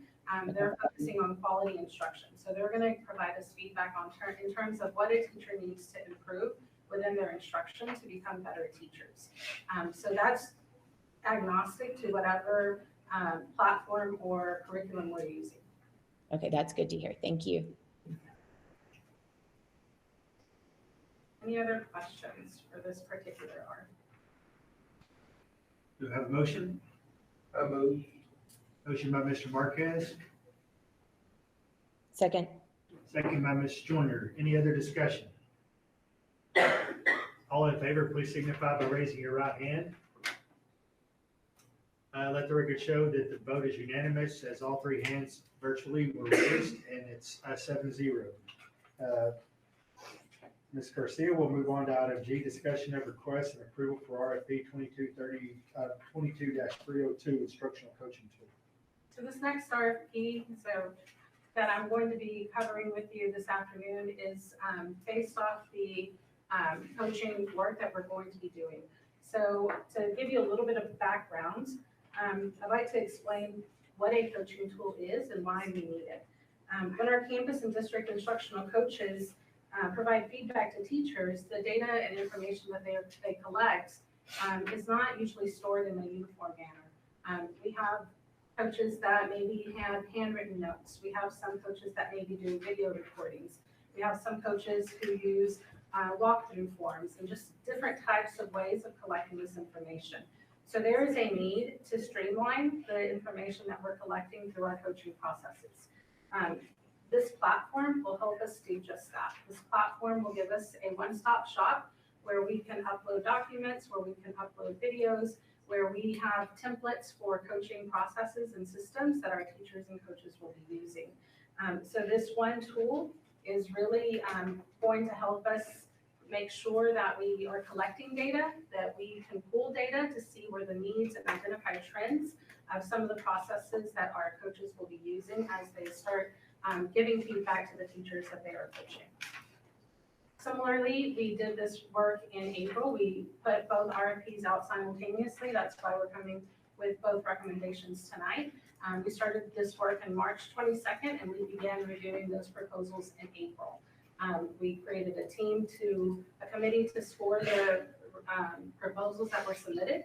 And we finished the scoring of those, including our product demos for this particular RFP. There are actually products that we reviewed. And so we looked at the product demos in May, and we're bringing you our recommendation this evening. We felt it was important that our committee be the same people that looked at the coaching and PLC model, so that there would be alignment between the item that we were selecting, or the platform we were selecting for our coaching framework, as well as the coaching tool, that those two things worked well together. And so for that reason, we have the same committee members. And again, I'd like to just take a moment to thank them for the work that they did in reviewing these proposals. They're very lengthy in many cases, and they can be extremely time consuming. So we want to thank them for taking time from their schedule to help us review those proposals. Our recommendation this evening for this particular RFP is SchoolMint. So SchoolMint Grow, in this case, or the company is called SchoolMint, the platform itself is called SchoolMint Grow. Some feedback, it's aligned to, again, public impacts work through their coaching platform, which is our opportunity culture model that we have in the district. It also aligns to get better, faster, and Paul Bambert's and Toil's work to leverage leadership in the PLC process.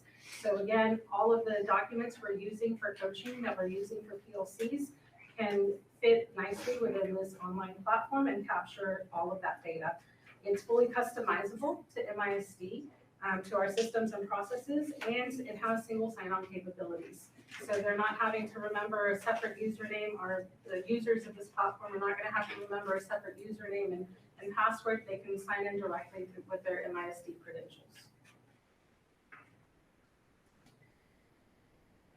For this one, we do have some quotes of other districts that have been utilizing this work. And so SchoolMint, some feedback that they have is that SchoolMint minimizes the amount of time to prepare. It also allows teachers to receive feedback in an expedited manner, and it aligns to the needs to store information in many different places where we can consolidate that to one particular location, as well as then utilize the data to identify trends within the platform. Can we stop for just a second?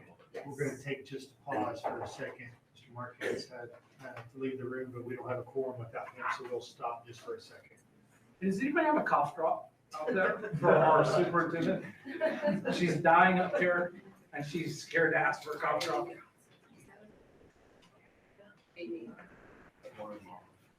We should all clap when we comes in. Has no idea. Dying. Or you try not to cough. I would be dying if I just sit there. Like I'm in the fire. You're making a lung ditch.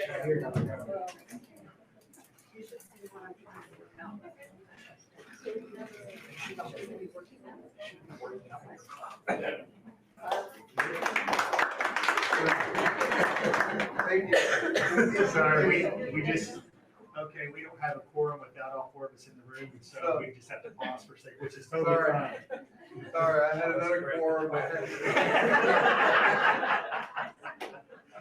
Ms. Using it that way. Garcia, will you continue? Okay, so the feedback that we've received from other districts who have utilized SchoolMint is that it minimizes the amount of time that coaches spend in preparing for their coaching conversations and documentation. It really helps with teachers receiving feedback in a much more efficient and timely manner, because it automatically generates, it populates the information and directly notifies the person receiving the feedback.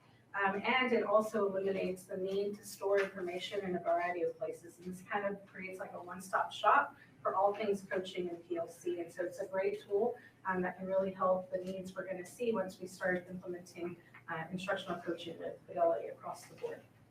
Our implementation timeline for this one, we're only doing a one-year contract. We would be using ESSER funds to pay for this work. And our implementation timeline for this is we would begin as soon as possible in June with scheduling with SchoolMint, some professional development in July, including our leadership conference and some sessions in Elevate before school starts. And then we would again continue that ongoing professional learning throughout the year in those monthly days that we would pull the instructional coaches and district leaders during the day to do 3 hours of coaching and 3 hours of curriculum. And so this would be embedded during their coaching time. And then throughout the year, we would utilize our instructional coaches to help teachers understand how to collect or review the feedback of the teachers that they are coaching. So anyone who's receiving feedback, their coach would work with them to say, pull up the platform, and let's review the feedback that you've been given within this platform.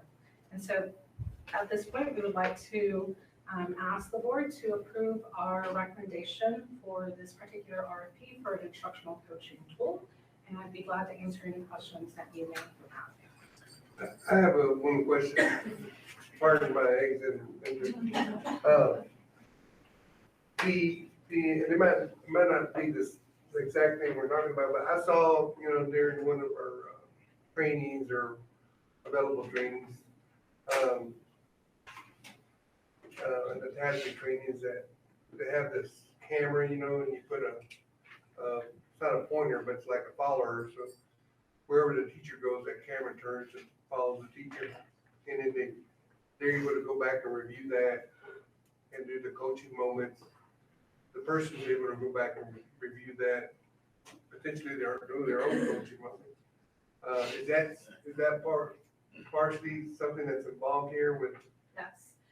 So that's a video capability, and the platform has video capabilities.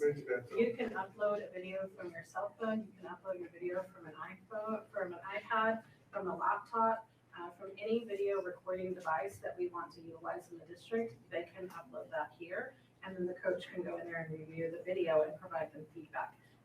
You don't necessarily need that for some people who have coaches already. For example, there may be a team at an elementary school that has an MCL. That MCL's role is to go into those classrooms and provide that feedback in person. So they might not need to do a recording, but it sometimes is helpful because sometimes seeing it and hearing it are two different things. And maybe you want to see yourself and reflect on your own instruction. So that is definitely a possibility that the platform has that capability. Well, and I'm just making a comment as one board member, but, I would think that, not at the Lone Star governor's level, but at the lower district level, that there should be some measure as to how that potentially is working out, because, the most effective point here is that people that are, under reviewing their strategy or improving their delivery of instructional performance, that we should be able to somehow see that throughout the year, because to see if there's any improvement in instructional coaching in a sense, but not at the Lone Star level, but potentially at the district level. And I'm just making a comment as to. That's exactly what this tool does. Each action step that a teacher receives is documented and tagged. And we can see the action steps over time to see how they've grown and progressed throughout the year. So that's exactly what this platform does, is it lets us see teacher development and growth over time.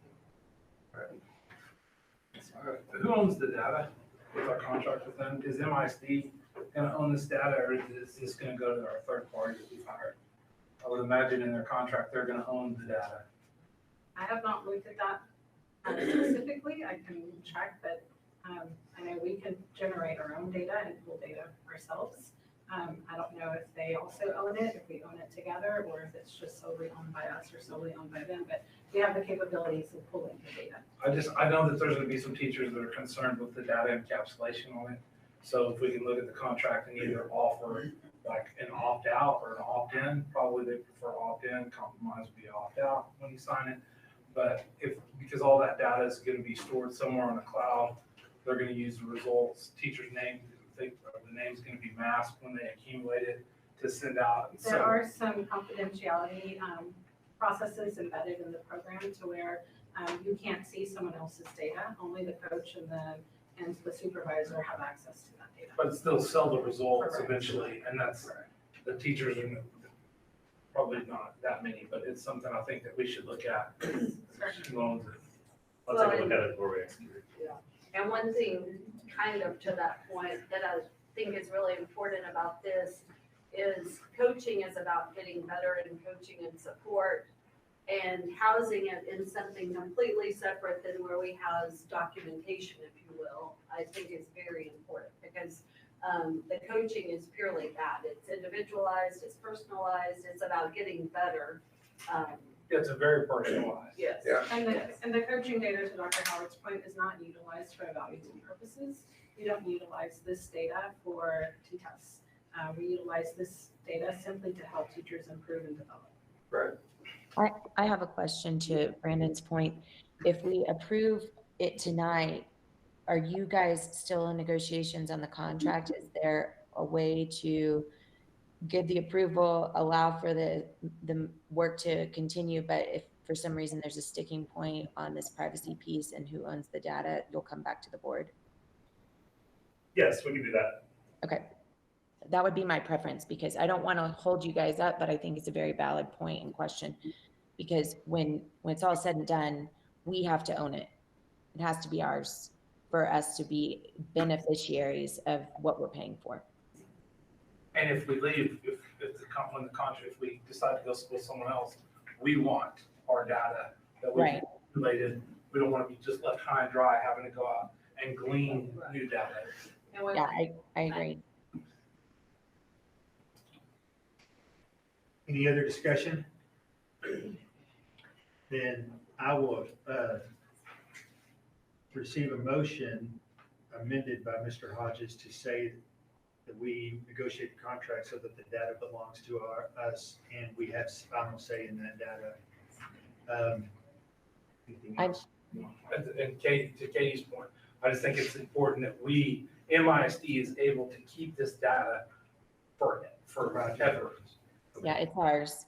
I completely agree. I think it's a great point. I move with the amendment language to negotiate for our ownership of our data, please. Motion by Ms. Joyner, do I have a second? Second by Mr. Booker. Any further discussion? All in favor, please signify by raising your right hand. Thank you, it's unanimous, and let the record reflect that we had 3 hands raised virtually, and so we have all 7. Okay. The next item on the agenda is item 4H. Thank you. Discussion of and request for approval of RFP 22-299 heating, venting, and cooling units for child nutrition services. Good evening, Mr. Smith, President. welcome. Thank you. Good evening, President Green. Dr. Howard, members of the board, thank y'all for having me tonight. We're bringing before you tonight, request your approval for some heating and ventilation and air conditioning units for child nutrition services. It's actually for 7 units. 4 of these units will go on the warehouse. Those units currently are not working. And 3 of those units will go on the offices. With that being said, it's pretty straightforward. I'll be glad to answer any questions or ask for your approval this evening. Again, these are coming from federal funds. Yes, sir, that's correct. $112,000 out of federal fund. Thank you. Yes, sir. Any discussion or questions? If not, I'll hear a motion. Motion by Mr. Booker, a second by Mr. Marquez. Any further discussion? Okay, all in favor, please signify by raising your right hand. It's unanimous. Thank you. Let the record reflect that all 3 virtual board members voted yes. And thank you, Courtney, that wasn't bad for day 4. Yeah. Thank you. Your timeliness was impressive. Yes, sir. Item 4I, discussion of and request for approval to hire the Executive Director of Teaching and Learning, Executive Director of School Leadership, the Principal for Jones Elementary, and the Principal for De Zavala. Mr. Reyes, welcome back.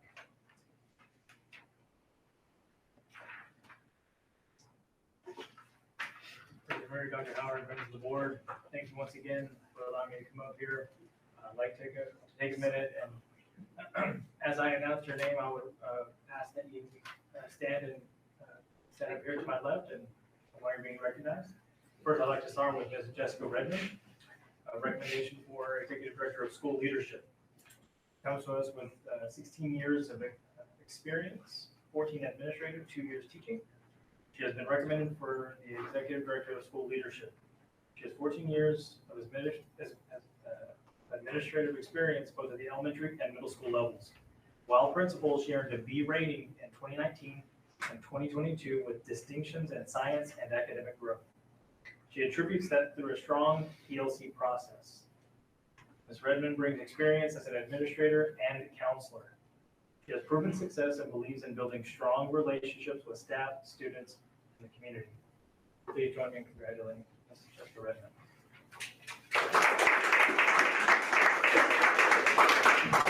Ms. Andrea Messick. Ms. Messick comes to us with 6 years of administrative experience, 7 years of teaching experience. She brings the PK-12 instructional expertise that Midland ISD needs to lead the teaching and learning department. Additionally, her leadership and professionalism are recognized throughout our community and among her colleagues. Andrea's passion to learn, grow, and provide opportunities for those she supervises speaks to her belief in everyone's learning potential. She will make an excellent and well-rounded executive director of teaching and learning. Please join me in congratulating Sandra.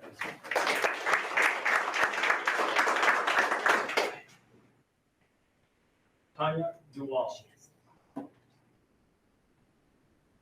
Ms. Duval comes to us with a total of 26 years in education, 21 here in Texas. Ms. Duval has spent 19 years in Midland ISD with 9 years of administrative experience. She's being recommended as principal for Jones Elementary. She is currently serving as an assistant principal at Yarborough Elementary. Ms. Duval has worked in many different roles such as teacher, instructional specialist, assistant principal, and principal. Her many roles in different schools have given her experiences that make her a strong leader for Jones Elementary. Ms. Duval brings knowledge in literacy, behavior interventions, and instructional leadership. Please join me in welcoming Ms. Tanya Duval, principal.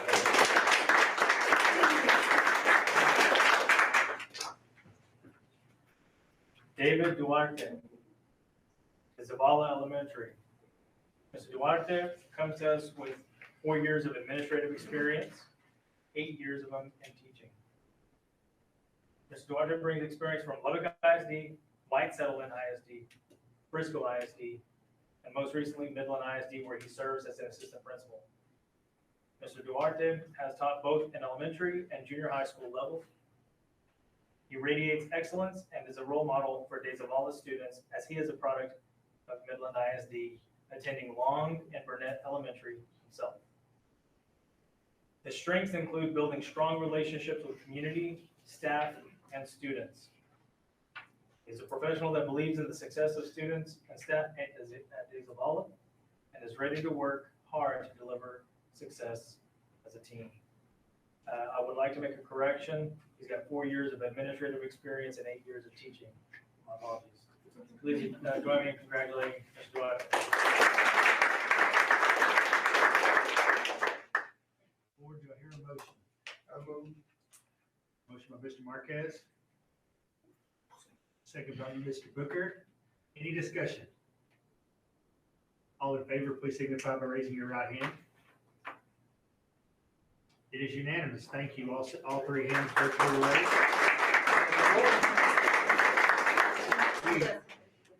We thank you guys. Appreciate you guys' opportunity to stay in MISD, and welcome to MISD.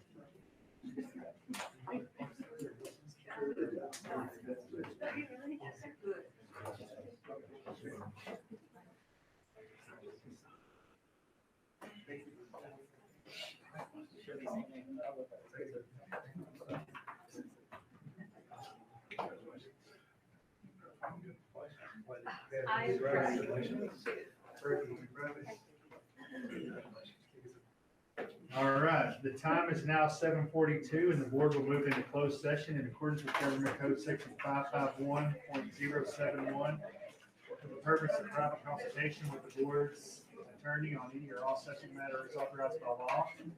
551.072 for the purpose of deliberating the purchase, exchange, lease, or value of real property, and item section 551.074 for the purpose of considering the appointment, employment, evaluation, reassignment, duties, discipline, dismissal of public officer or employee. We will ask that you vacate the room while we have executive sessions. We will hold it in here because of the media, what's allowed. We will have possible action items and consent items coming out of executive session. So if you want to stay, you're welcome. If not, we hope you have a good week. Thank you. You doing it live? Yeah, we're live. All right. The time is now 9:13, and the board is emerging from closed session. The next item on the agenda is item 6, actions arising from closed sessions. There are none. We will move to consent at 9:13 also. Item 7, consent A, request for appraisal of revision of board policy BE local board meetings. Item B, request for approval of revised 2023-2024 board meeting schedule. Item C, request for approval of revision of board policy DED local compensation and benefits, vacations and holidays. Item 7D, request for approval of revised interlocal agreement between Midland ISD and Texas Tech University to partner during the implementation of the principal fellowship. Item 7E, request for approval of interlocal agreement between Midland ISD and West Texas Food Service Cooperative for volume purchase of food service items. Board, are there any reason any of these items should be pulled from consent? Hearing none, these items are deemed approved by consent, and we will adjourn at 9:14. Thank you.